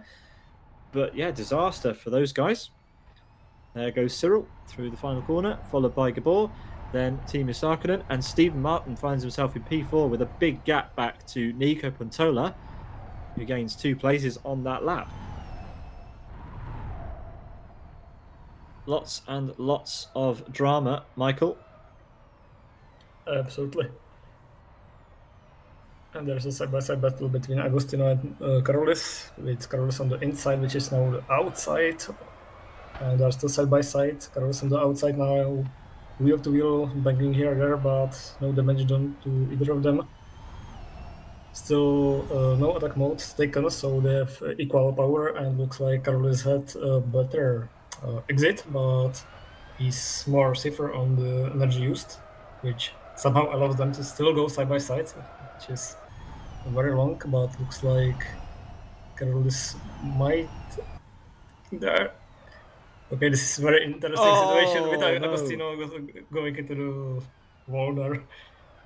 Lots of drivers have found their way into that wall today, and Agostino goes through the attack mode again, and well, it is actually enabled now. We didn't get the announcement, but it is enabled, so drivers are able to go through the attack mode now. There is the confirmation that it is active, and Agostino the first to take it on this occasion. We are seeing so many unusual mistakes around here, almost like the rear-wheel drive. That's the problem. Yeah, the new car to deal with after having driven the all-wheel drive version all afternoon. They've suddenly got all the power to the rear wheels. It's fun to watch, though. This is a creation of your own making, Michael. So I know that you're enjoying it. Some of the drivers are certainly not enjoying their time at the moment, especially at the start of this race. But yeah, it looks like they are settling down into it. A number of drivers going very, very deep again. Agostino super deep, and remember he's got the added trouble of that extra 51 kilowatts, so he's in double trouble. As Timo Sarkkinen takes his first attack boost activation, and is catching up to the back of Gabber. As we've got Carolus just getting through on Jeff and Jacob there. So that's a move for P6 for him. And there's a battle between Nico Pantola and Stephen Martin, just coming through the final turn. It looks like Nico Pantola does not have a power advantage, but Stephen Martin is lifting very soon, trying to save energy for the later part of the race, which can come handy, especially with safety car, but with 12 cars on the track, the safety car is unlikely. Carolus is in the pits. Why is Carolus going in the pits? Has he got a drive-through? Yes, he got a drive-through penalty. Drive-through penalty for causing an avoidable incident in turn 6 on lap 1. I didn't get a message through for that. So, well, there we go. An incident that race control have picked up on and have issued a penalty for. So that's why Carolus has been through the pit lane. So not a good moment that for him, as Gabber is defending hard now from Timo Sarkkinen, and Timo Sarkkinen's all over him with that attack boost. Yeah, this is a very unusual position to be in for Gabber, but he might be. But he's going into the pit lane. No, he's hit the end of the pit lane. Gabber's hit the end of the pit lane. He's absolutely smashed the end of the pit lane. You can see it from the damage there. He came to a complete stop because he misjudged the turn in for the pit lane. Yeah, why is Gabber come into the pits? He must have some damage to the suspension. Otherwise, I have no idea why would he come into the pit lane. Surely that's game over. He's lost so much time. I don't see him making that up in the time that remains. I mean, weirder things have happened, but. Yeah, that's a disaster for him and a dream scenario for Timo Sarkkinen and Cyril Basset. Cyril with a huge lead, potentially has a chance to take his first overall win in E-Challenge. Yeah, he's on a good way to go, but we are still about 27 laps remaining, so a lot of stuff can happen in between them. Yeah, I mean, you'd expect that Timo Sarkkinen, having had the fastest lap in all of qualifying, would be pretty happy in this situation with Cyril ahead, Gabor sort of out of the question, out of the picture. Sorry, Sarkkinen has the boost as well at the moment, and he can see his rival just up ahead of him. We've just heard that Karis Mosiotis has got another drive-through that he's just served for another avoidable incident at turn 9. So a disastrous race for him. And, well, 2 drive-throughs at the start of this race as Gabba now finally takes an attack boost just up ahead of these guys here. But, yeah, not good for Karolis. Karolis plumb last at the moment as he goes for his own attack boost. And we have a close battle between, not anymore, Gonzalez and Sarkkinen in P7 and 8. Although Gonzalez now did a large mistake and lost a lot of time. Yeah, Cyril Basset had a perfect opportunity there to take an attack boost and not lose a place to Timo Sarkkinen behind him, but didn't do it. So Sarkkinen is going to have an extra 51 kilowatts up the home straight, and this is going to be a very simple pass for Sarkkinen. A missed opportunity there from Cyril. He could have defended this, but as it happens, it's an easy overtake for Sarkkinen. Looks like Cyril is playing the long game, and I wouldn't write him off at this point, but I think Sarkkinen is a stronger driver, so it would be a surprise if Cyril Basset manages to reclaim that lead. Yeah, Karolis is going to get lapped. That's how bad his afternoon's going in the feature race. It's just not worked out for him today. The leaders are just coming to the corner where he went off. And up ahead, you mentioned Todd Gonzalez. Yeah, he's close with Mika Sarkkinen, so we could see some drama here. This is the battle for P7. Yeah, he was very close, but managed to almost spin himself, so lost a lot of time there. He's now back at the back of... And that must have and that's the overtake done. Yeah, well, that was easy, wasn't it? Locking up the brakes into the wall, and we got that in 360 VR. If you want to check out Mika's onboard, you can do on Twitch, LG Meese on Twitch. Yeah, as he goes and takes a boost. You can see how he messes up the entry with VR. It's a very different experience. And you can see his reaction as well, because he's got his webcam on as well at the bottom right. It's currently covered by his name, but he does have it there. So some extra content for you to go and check out on Twitch. We appreciate it when the drivers give us these onboards. It's a nice view into their approach to the event. But at the front, it's still Timo Sarkkinen leading the way ahead of Cyril Basset. Neither of them have a boost active at the moment. Cyril in P2 with 2 attack boosts still to use. Timo has used one to get himself into first place and only has 1 remaining therefore.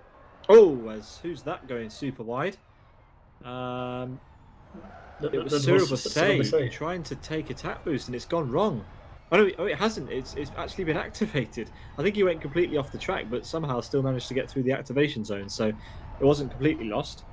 As long as you clear all the checkpoints, you are eligible for the attack mode, so he did meet the requirements. Well, there we go. He must have gone through the middle one somehow. But there we go. Into turn number 1 with 3.5 minutes left. He needs to now use that to good effect and try and close down and overtake Timo Sarkkinen. If he's not ahead of Sarkkinen by the end of this attack mode period, then it's advantage Timo. And don't rule out Nico. Yeah, Cyril seems to have a strong damage on his right suspension. He has to keep the steering wheel slightly turned to the left in order to go straight, so he must be suffering a lot here. Yeah, you can see that from the onboard. You can see that he's having to angle the wheel about 5-10 degrees to the left, as Michael said, in order to go in a straight line, so that's certainly going to hurt him. A very uncomfortable experience for anybody that's ever been in that situation while racing. And he's not catching up to the car ahead either. Nope. So that's having a big impact on the drivability of the number 21. Unfortunately, it was looking good for him, but maybe in the end it's not going to work out. But you know, we can't rule them out yet. We are early days. We're only a third of the way through this race at the end of this lap, as the drivers well, in fact, who have we got here? Todd Gonzalez coming over start finish in P7, and he's opened up a big gap over Mika in a very, very short amount of time. Mika now with the boost, but Todd has just got so much pace over those guys at the back. But we are in good news territory for Team Sarkkinen fans. He is in a happy place right now. Car behind, Cyril, is in a slightly bad way. And Nico Pantola, well, the gap currently sitting at about 7 seconds. We'll keep an eye on it and see how it changes. But Nico hasn't been on amazing form this season, as the gap goes up by 0.3 of a second in Sector 2. As Roni is closing up to Mika Sarkkinen. This is a very close battle, and they already had a pretty close call when we were not looking, but Rin is back at the back of Mika Sarkkinen, and it's actually other way around. Mika Sarkkinen is under attack mode, so he should be running away. He should be running away, yeah exactly. But he's struggling so much for some reason. Well, sometimes the drivers just don't enjoy the attack mode. In fact, I think Mika must be saving. That was too easy. Oh, Roni's gone very deep. Way too deep. And Mika gets straight back through, making the viewers quite dizzy from the rotator cam on the top of Roni's E-Challenger EVO. But Mika a little bit lucky there. And in the background, that is Gabber recovering from his drive-through. Oh, in fact, his pit stop that he made. As contact between Mika and Roni, but Roni is through.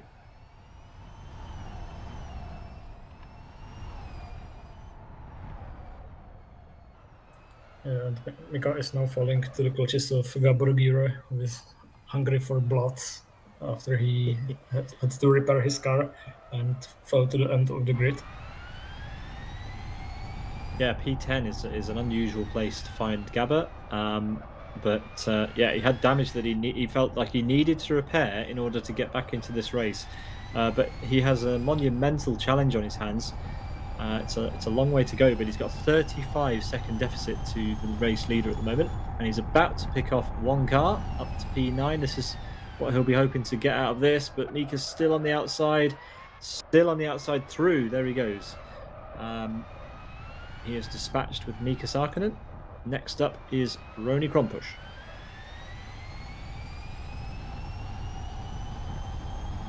Yeah, none of them is in the attack mode at the moment, so it's a pure pace for both. And hopefully Roni doesn't clear himself into the runoff area, so we can see a proper overtake from Gabor. Ooh, bit of a lock up there. He was a bit spooked by Roni in the brakes, and well, that was very nice from Roni to leave the space, and Gabber is through cleanly and up to P8 then. That's 2 places in 1 lap. Yeah, and 8 seconds to Gonzalez ahead of Gabor, so 2 laps maybe. Maybe, I guess that's a big assumption. But yeah, Gabber with a fresh car essentially. But let's reset the order as we head towards halfway. We'll give an energy update at halfway to see whether any of the drivers are struggling with energy management. We don't expect many people to have much trouble. The field is quite experienced in the E-Challenge format, but we'll show it anyway. We've got Teemu Sarkkinen in the lead, just exiting the final corner, followed closely by Cyril Bousset. 2.5 seconds now the gap between P1 and P2.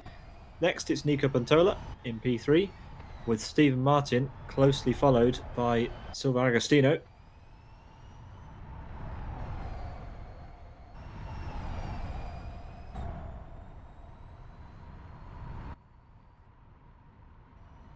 And Agostino going for the inside line into turn 1.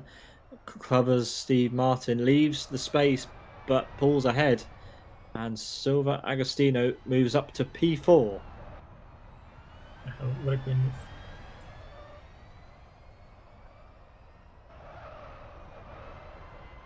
And here we can see Jeffrey and Jacob being on the attack boost, his second one actually. Yeah. Trying to fend off Gonzalez, who is struggling with the grip there, almost crashes into the wall, trying to exit. Yeah, and he's got 2 attack modes left, so that's a little bit alarming if he's struggling to control the rear of the car without attack mode.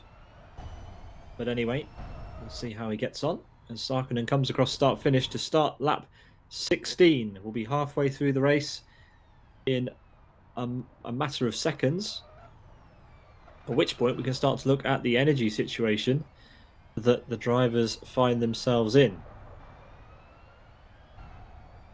Should we take a look at that now, Michael, and see what sort of trouble everyone's in? Or maybe everyone's okay? I would wait and check instead Crown Push versus Sarkkinen battle for P9, as they're a very close fight, and looks like Sarkkinen is struggling a lot, trying to keep up with Crown Push.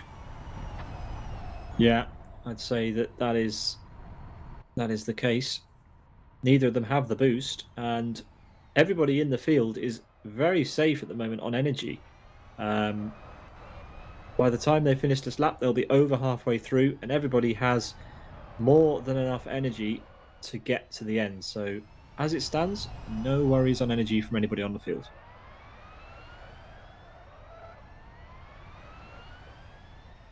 And as far as I have noticed, pretty significant energy advantage to Jeffrey and Jacob, who might utilize that extra power later in the race. Yeah, I mean, I haven't seen too many examples of drivers doing aggressive energy saving, but assumedly they must have been doing some to save some energy for the dying laps. Jeffin, however, will have no boosts left at the end of the next lap. He'll have one more lap at full power, and then that will be it until the end of the race. Everybody else with at least 1 left. Bob Gonzalez and Ronnie Krompush still with 2 left, but we know Ronnie loves to leave those till the last minute. Sarkkinen will assumedly use his for defence purposes only, should he need it, and he'll probably use it with a couple of laps to go otherwise. But there we go, Cyril Basset activating his second and final boost, but he finds himself 6 seconds off the lead now. But he's not under that much threat from Nico Bontola. Nico is not gaining on him.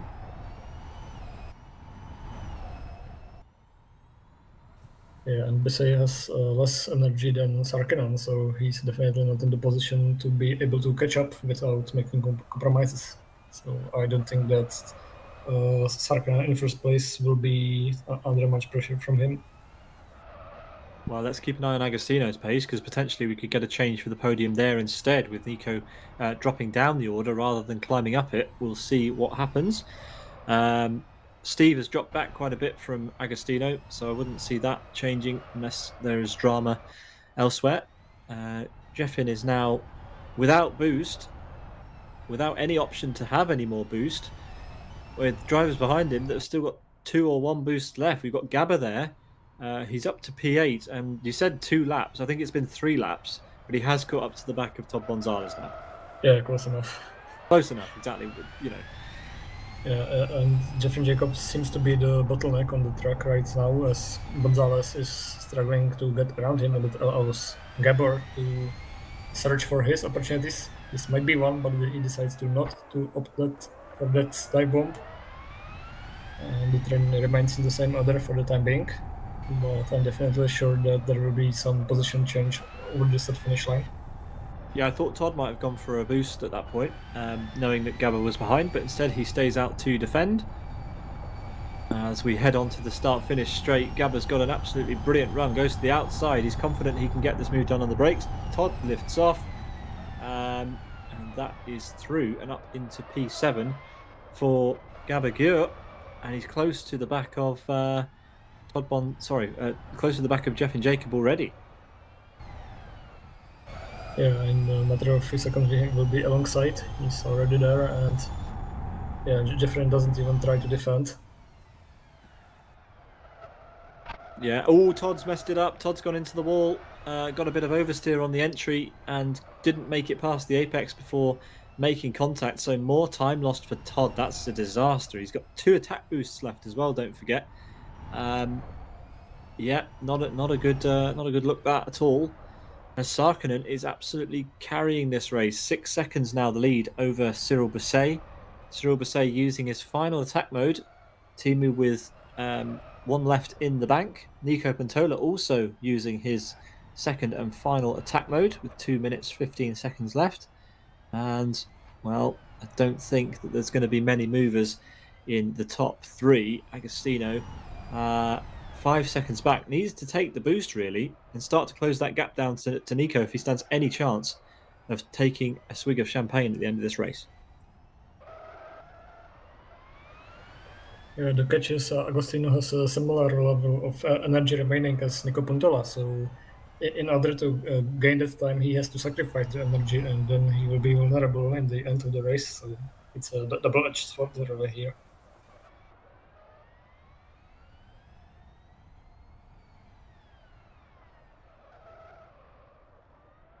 Yeah, as the laps tick away,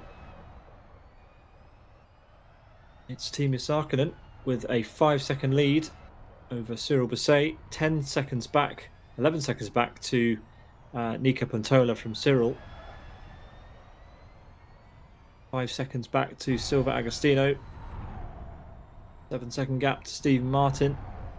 And Gabber charging through the field. He's now still 35 seconds from Teemu Sarkkinen. That hasn't changed, Michael. It's been that way since Gabber emerged from the pit lane. So you can see that Sarkkinen really is, and has been all night, matching the pace of Gabber pretty much tit for tat. Yeah, he's having a beautiful race tonight.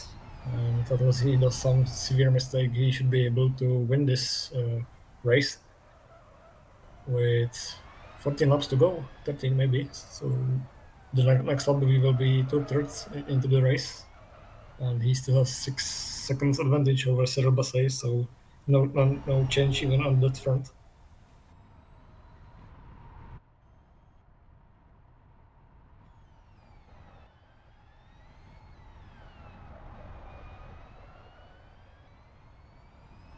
Well, here we go. Through the middle sector of the lap we will be. And Teemu Sarkkinen is showing us all what he is made of tonight. Out of nowhere, really. I mean, he's had some strong results so far this season, but matching and almost bettering Gabber in qualifying, he finds himself well out in the lead, capitalizing from an incident that Gabber has had somewhere, plus that crash into the end of the pit lane, which has found him in an unusual P6 in this race. We normally see him at the front, obviously battling with at the very front with the leaders, but tonight it's just not gone his way, and he's battling his way back through the field. He should be able to make up a couple of places as Teemu gets it a little bit wrong out of the final corner. No need to take too many risks in his position, but there we go. Still has that 1 remaining attack boost. Samuli _ on Twitch if you are wanting an extra feed to pull up. A number of the drivers this evening are streaming, including Gabber himself.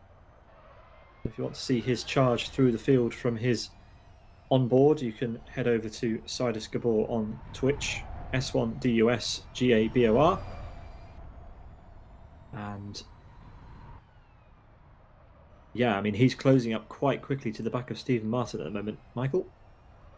Absolutely, and I'm looking at the background. It looks like Cyril Bousset is now struggling with the energy target to finish the race, so he has to do a lot of saving in the remaining 11 laps.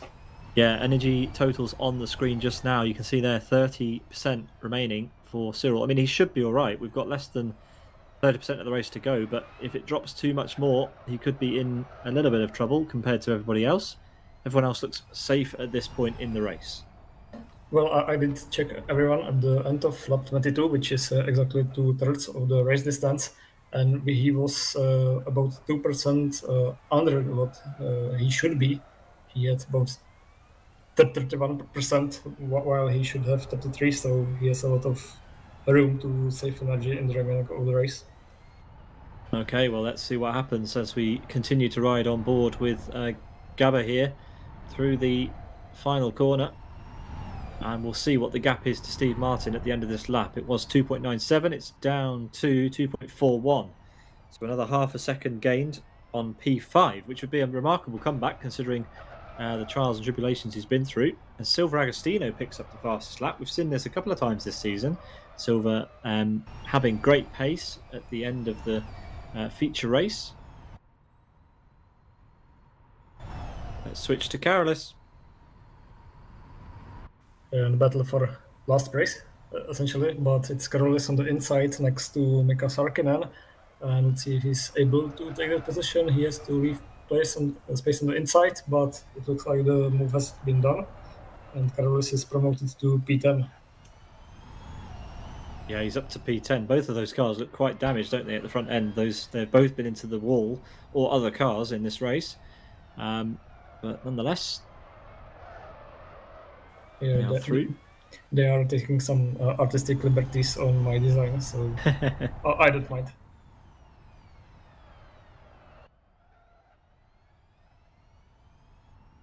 Well, we're getting into the important moments in this race now. Todd Gonzalez has finally activated the first of 2 boosts, but by my calculations, he is going to be fairly close to not being able to use his second one, as we have Steve Martin now under pressure from Gabba. We knew it was going to happen at some point. We just wondered whether it would happen by the end. Having been into the pit wall literally and then into pit lane, Gabba is finding himself now in a battle for P5 with Steve, who would really rather keep hold of that place. But when you're up against Gabba, it's sort of almost just a matter of when. Yeah, and Gabor has a huge energy advantage over Steven Martin, so it's a matter of time before Steve has to start lifting up, letting Gabor through. I'm pretty sure the move will be done on the start-finish straight here in 1 move time. Yeah, once they cross over start-finish, Gabba and Steve will both have 7 laps to the end of this race. And at its current pace, I think Gabba could be in the realm of catching up to Nico and Agostino, but I think their pace is at this point is just a little bit too high, as we see there. Gabba making the move, nicely done on Steve, up to P5, and now with a lot of clear road ahead of him to try and catch up to P4. But it's going to be a hard ask. 13 seconds the gap. There's a fantastic battle between Puntola and Agostino. Now with the hairpin, with Puntola being in the lead of this group and trying to run away.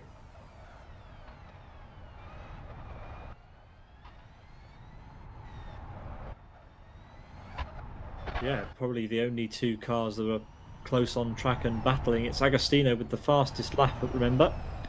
Nico trying to hold on to a podium, but he's not had the raw pace that we've seen from Agostino. As Agostino goes for the move, late dive into turn 1. Nico with a little bit of overlap, but it's gone already, and Agostino's up to 3rd. Nico off the podium as it stands. Yeah, Nico is really struggling with tire temperatures and damages to the car.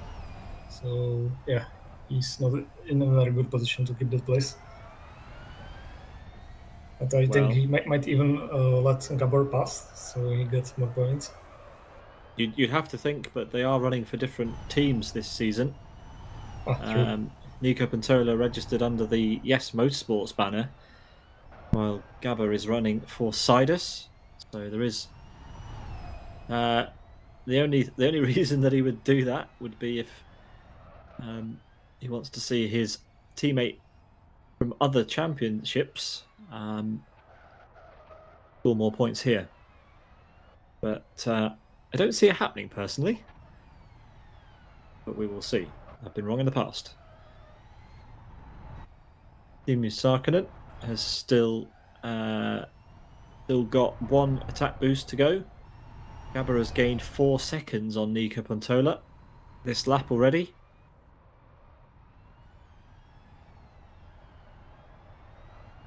Down to just 7, yeah. Another second in that sector. So Nico is really, really struggling. Yes, Gabber is on fire. Nico has a huge damage to the right hand side of his car, so he's definitely in a bad position currently.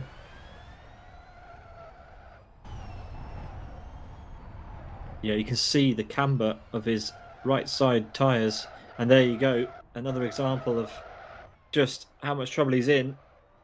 Couldn't get the car slowed down, had to drive into an escape road. And there is Gabber right behind him, ready to pick up the pieces. And Gabber has the attack mode as well, as Timo Sarkkinen also has activated his final attack mode on this lap. So he is going to be pulling even further clear of Cyril Bousset. The gap currently 17 seconds. That is colossal. Oh, Nico's had a big error into the chicane. Gets out of the way of Gabber just in time. But Nico, what have you done today? You are an experienced pair of hands, and it has not gone well again for the Finn. Look at the front axle of that car. It's absolutely ruined. And we're going to see Steve Martin surely get through here as well, Michael.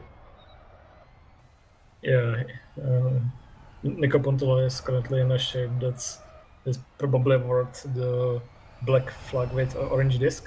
Potentially the meatball flag. Yeah, that's more professional way to call it. It's its official term as well. Mechanical warning flag, I guess, but the meatball flag. I like meatballs. Me too. Not when they're being waved at me on a black flag, I'm not. But anyway, Gabber may be able to catch up to Silver Agostino here. It is 7 seconds to Silver. Gabber has the fastest lap of the race. Agostino there through the final chicane. Nico Pontola backwards briefly. I'm sure race control will be keeping an eye on that. We don't want to see any last-minute drama caused by spinning back markers. It doesn't matter who they are. As on to lap 30 goes Agostino. 4 to go. Can Gabber close in on Agostino, who does appear to be struggling at this stage, Michael? He is struggling. Yeah, I'm trying to figure out what the issue is, but it might be just the rear wheel drive of this car. He's still not being used to that. Well, Gabber's boost has just finished, so that's neutralised the attack, but the gap is down to 4 seconds, and that can't all be down to boost. Look, you can see him just ahead of him. Nico Pontola is reversing into the pit lane. That pretty much sums up his race. It's not what I'm used to seeing. Oh, a J turn into a pit box. It's game over for him. He's given up with 3 laps to go. That's a shame. Gonzalez made moves on a running front push for P7 in the background, and he's now on the way to chase Jeffrey Jacob in P6. They are very close to each other. Gabber is now 3.5 seconds behind and closing. It is super, super close. Oh, it's down to 3 seconds already. So Gabber really is in the perfect spot. Everybody has enabled their final attack boost. Ronnie just did enable his last one and is catching up to the group of Gonzalez and Jacob for P6. Yeah, still a bit of time to go. There is Gonzalez at the front of shot with they're Jeff in. side by side, colliding a little bit. Jeffrey Jacobs still keeping the inside. Oh, Ronnie's gone straight on at turn 1, so costing himself yet more time. Attack mode is disabled, not that it matters. Everybody's served it already. So that's good. As into the brakes comes Todd Gonzalez on Jeff and Jacob on the inside. That's going to let Ronnie Krompus close in even more. And Gabber is now within 2 seconds of Agostino. It's going to be super close as we head into the final lap. We could get a last-minute change in the podium from a driver we'd pretty much written off of getting a podium in this race. But Gabber has had the bit between his teeth and has closed down on Silver Agostino. 2 laps to go for our race leaders. And it's nose to tail now between Gabber. We're going to keep an eye on this battle just for now, see if Ronnie can get through on Jeff and Jacob. But as soon as there's any action between Agostino and and Gabber. We're going to see it. Here we go, side by side, over start finish. Roney to the inside. And makes the move for now. No, and he has actually made the move this time.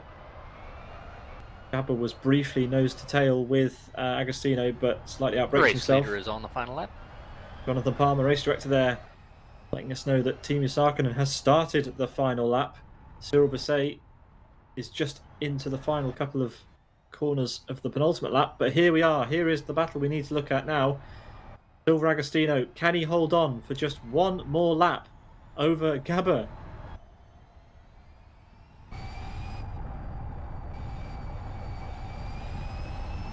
No.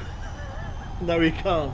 There's a great exit from Gabber. Let's see. Yeah, Silver earlier on the break still holds it to the apex. Oh, he's still got the lead, Michael. But it's a super challenging run. He's managed to keep it. I'm quite surprised. Spending a little bit of extra energy just to keep that battle alive. 1% battery left for Teemu Sarkinen, who's in the final couple of corners. We're going to see him across the line and immediately return to this battle with Gabber and Agostino. Oh, Agostino's tapped the apex, but out of the final corner comes Teemu Sarkinen to take a win. A great win it is. Cyril Basset will take P2 if he can get to the end on the energy he has, but here we have the battle between Agostino and Gabber. Gabber trying to go around the outside. This is crucial points for his championship. Let's catch Basset as he goes across start-finish. Here he comes out of the final corner. We've still got side-by-side actual contact between Gabber and Agostino. Over the start-finish comes Basset to take B2. Agostino will lead into the final corner over Gabber. There was huge contact. Gabber's going to have to hope for the best exit of his season so far. Oh, he's got him! Unbelievable. At the line, Gabber takes Agostino. Agostino ran out of energy out of the final corner. Can you believe it, Michael? Unbelievable stuff. Yeah, the very same way Gabor lost his podium a year or two ago here. I remember that finish. Oh, well, I've just watched in my other view here, Agostino driving into Parc Ferme behind Gabber and then peeling off just before the podium area. That is depressing, but there we go. What a finish from Gabber to manage to get back up to the podium to restore crucial points to his championship campaign. But there they are on the podium there.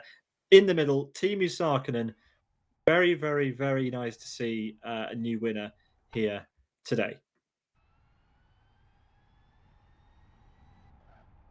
So there we go. In 39 minutes and 27 seconds, Teemu Sarkinen for the Zafralis team takes the top step of the podium in the feature race of round 4 at New York E-Prix Circuit here in Live for Speed. Cyril Basset, a well-deserved second place, with Gabber in third after recovering from a lot of trouble at the beginning.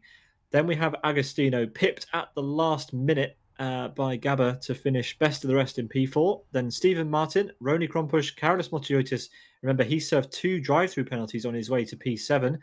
Then Jeff and Jacob, Todd Bonzales, Mika Sarkinen, and Nico Pantola with a DNF in the end, not making it to the finish of the feature race. And Gabber, a 106.51 with the rear-wheel drive version of the E-Challenger EVO. Michael, that was a fantastic fantastic feature race, in the end. Yeah, very eventful feature race with so many great overtakes and battles and some uncaught driving errors. And I'm looking forward to the final round of E-Challenge at the Sidus Ring track. Yeah, there it is, the round 5, the final round of the series this year. Yeah, venue change from Sao Paulo to Sidus Ring, which will be popular for some people. But there we go. That is coming up in 2 weeks' time. We will see all of that action live here on Sim Broadcast. So yeah, join us for that. That brings to a close the main action for the day, but we will hopefully see some driver interviews. Potentially we'll have some people come to talk to us. I think we have. The first is Teemu Sarkinen. Teemu, congrats on an amazing win. Thanks. Well, I mean, talk us through it really. I think it was a little bit surprising for you, but maybe not, considering your pace through the open qualifying session and the duels. You had a fantastic run. I got a bit lucky, to be honest, with the first lap incident in turn 6. I got through quite easily, and I think Gabo had some problems with his rear left camber, and he had to pit. And I got second place for free, and then Cyril had some braking issues, and I used the boost to get past him, and then I just managed my pace and energy and all that. Wow, I think it was. You say it was lucky. You have to be. You have to be in the right place to make use of luck, and sometimes other drivers make mistakes. It's not. You have to be there to pick up the pieces. So I would not say that this was lucky. I think you thoroughly deserved the win in the feature race. You had the pace in the qualifying. There can be no doubt. You had the fastest time across all of the qualifying sessions today. Even though you didn't get the pole position.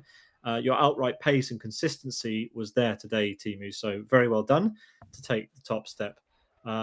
We have a venue change. I don't know if you're aware, but there is a venue change for the final round. Gabba pushing you off the podium there. That's nice of him. But yeah, we have a venue change for the final round. It's going to be the Sidus ring. What do you make of that? Yeah, I heard it. I'm not sure if I like that or not, but we'll see. We will see. But yeah. We'll hopefully see you there in 2 weeks' time, where you can try and challenge Gabba once again in equal machinery. Yeah. Any final thoughts before we move on? See you all on Tuesday. See you all on Tuesday. Oh yeah, we will see you on Tuesday for Roni's Tuesday Fun Race. Thanks, Timu. Congratulations, and we'll see you next time. Thank you. Timu Sarkkinen there for the Zafranis team, winning tonight and in the feature race. So yeah, excellent effort from him. Let's have a word with second place in the feature race, Cyril Bisset. Cyril wasn't to be in the end, but P2. You've got to be happy with that, surely.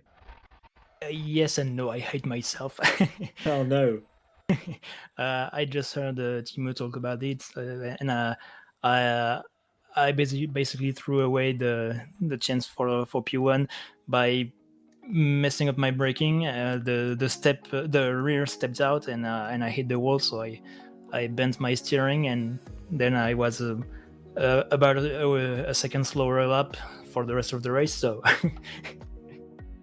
Yeah, we saw the steering was pointing to the left by 5 or 10 degrees towards the end of that race, so a little bit uncomfortable.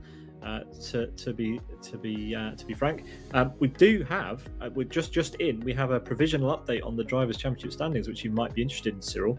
Yes. You're P3 with 185 points, just 4 points shy of Karolis Motiotis, and Gabba extends his lead to 2-4-3 overall. So third place in the Drivers' Championship standings. Are you happy with that? Oh yeah, absolutely. I wasn't expecting that, to be honest. And since Imran wasn't able to take part, and since Karolis had some incident in this race, I hope I can do something to keep P3 for the next race. Well, you're looking good. Timu Sarkkinen obviously closing down the gap slightly. He's just 2 points behind you on 183. But it's nice to have a close championship battle going into the final round. I mean, Gabba has a lead, but he's not won it yet. And also, yourself, Timu, and Karolis, you've got a nice fight ahead of you. Just 6 points separating the three of you into the final round. Yeah, P2 is basically up for grabs for any of us three if nothing goes wrong with the rest of the drivers, I guess. Indeed. Let's take a quick look at the championship standings for the teams while you're here. Yeah, Zafranis pulling away ahead of Race Green, but Sidus out there still in the lead with 401 points. Brilliant stuff, Cyril, for another round, and I hope that when we go to the Sidus ring, we are going to the Sidus ring and not Sao Paulo in 2 weeks' time. I hope you can bring your A game and put on a show and take that P2, but don't tell the others I said that. I won't. Well, they would have heard it anyway if they watched the broadcast back, but there we are. Thanks very much once again for joining us in the commentary box, Cyril. Michael, any questions for Cyril? I think Cyril said anything I wanted to know, so nothing for me at the moment. Perfect. Well, we'll let you go, Cyril, and we'll see you in a couple of weeks. Thanks for your Yeah. time. Thank you. See you next time. Well done. See On you. P2 for Cyril Basset, which means we need to bring in Carolus. What on earth happened at the beginning of the race here? Well, quite simple. I took out Steve Martin and then I took out Mikko Sarkkinen. To be honest, You've I been didn't- honest, exactly. I didn't even feel tapping Steve Martin, and I thought I will be protesting my second penalty because I thought the second penalty is from another incident, which I was sure I'm not at fault. But when I reviewed the replay, yep, I did tap Steve Martin a tiny bit there, and he spun. And yeah, I agree on the penalties. This is my fault.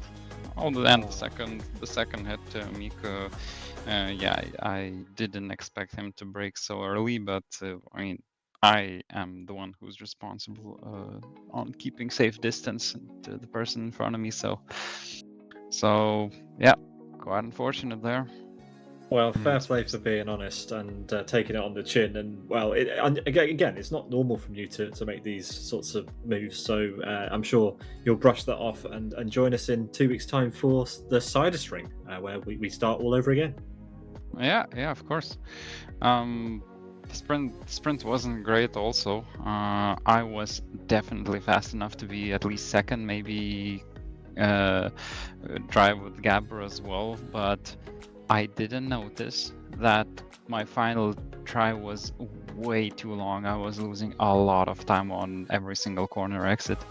The normal top speed would be, I don't know, 270, 250, somewhere around that. Mine was at 330, so I was losing a lot of power especially on slow corner exits. Wow. So yeah, that's also my fault again. So yeah, quite an unfortunate day. I did have a good pace here, but it is how it is. And one question from me, Carlos. With one more race to go, first, how are you looking forward to the new menu, the Sidus Ring? And the second question, what are your expectations regarding the Drivers' Championship, as you are now in a very hefty battle for P2? I think I am in danger from behind me as well. I think Timo will be catching up to me quite a lot after this race. So, yeah, it will be interesting to see because I can either go up to P2 or drop down to P4. So it will be a high stakes race next time. Yeah, 6 points separating you from Timu, and 4 points separating you from Cyril. So yeah, pretty close, but in the end, man. yeah, it's going to be fun. It's going to be fun in the final round. We're looking forward to it. It's anyone's game for P2, certainly, and we'll see what happens to Gabber. Yeah, at least the next round seems to be much more open. This track is very tight, so it's hard to race here. Yeah, Is the it hard? Sidus Ring is quite a lot more open, isn't it, Michael? Yeah. Yeah. Is this track harder than Monaco, do you think? Yeah, so I didn't race Monaco, so hard to say. I mean, LFS Monaco, probably Monaco is harder because Monaco's you're definitely racing on... tighter. Definitely tighter. Yeah, it's tighter and it's also on concrete, so yeah, that one's gonna be even harder. Would have been on Saturday. Good old times on the fly concrete. Oh yeah. Well, thanks, Carolus, for joining us for another interview, and we'll see you in a couple of weeks' time for the season finale at the Sidus Ring. Yeah, hopefully. See ya. See you later. Carolus Mochius is there. Not with the best feature race, but you know, you win some, you lose some, Michael. Yeah, it was very eventful for him, and he's now right alongside Cyril Basset and Tom Sarkkinen, battling for P2 in the overall standings. So I'm looking forward to very exciting final round with the E-Challenge. Well, thank you again for your effort for putting all this together, Michael. It is not lost on any of us, and we really do appreciate all of your efforts. So, yeah, we'll see you in a couple of weeks' time. Thank you again, of course, for doing double duty and joining me in the commentary box tonight. It's been a pleasure to have you. Yeah, it was a pleasure to be here on the short notice. And yeah, hopefully to be back in the background for the final race. Unless you really need me alongside. Oh, we always need you, Michael. Don't worry. But yeah, well, hopefully we will have the return of Travis and potentially Zdenek for the finale. But there we go. We will see what happens. Yeah, thanks for being here.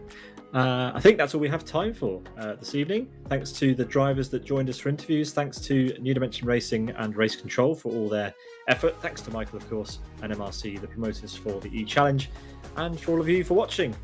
From all of us here at Sim Broadcasts, have a great one. We'll see you during the week for RTFR and GTI Thursday before we head into the month of April. And yeah, see you all there. Have a good one. Good night. Good night.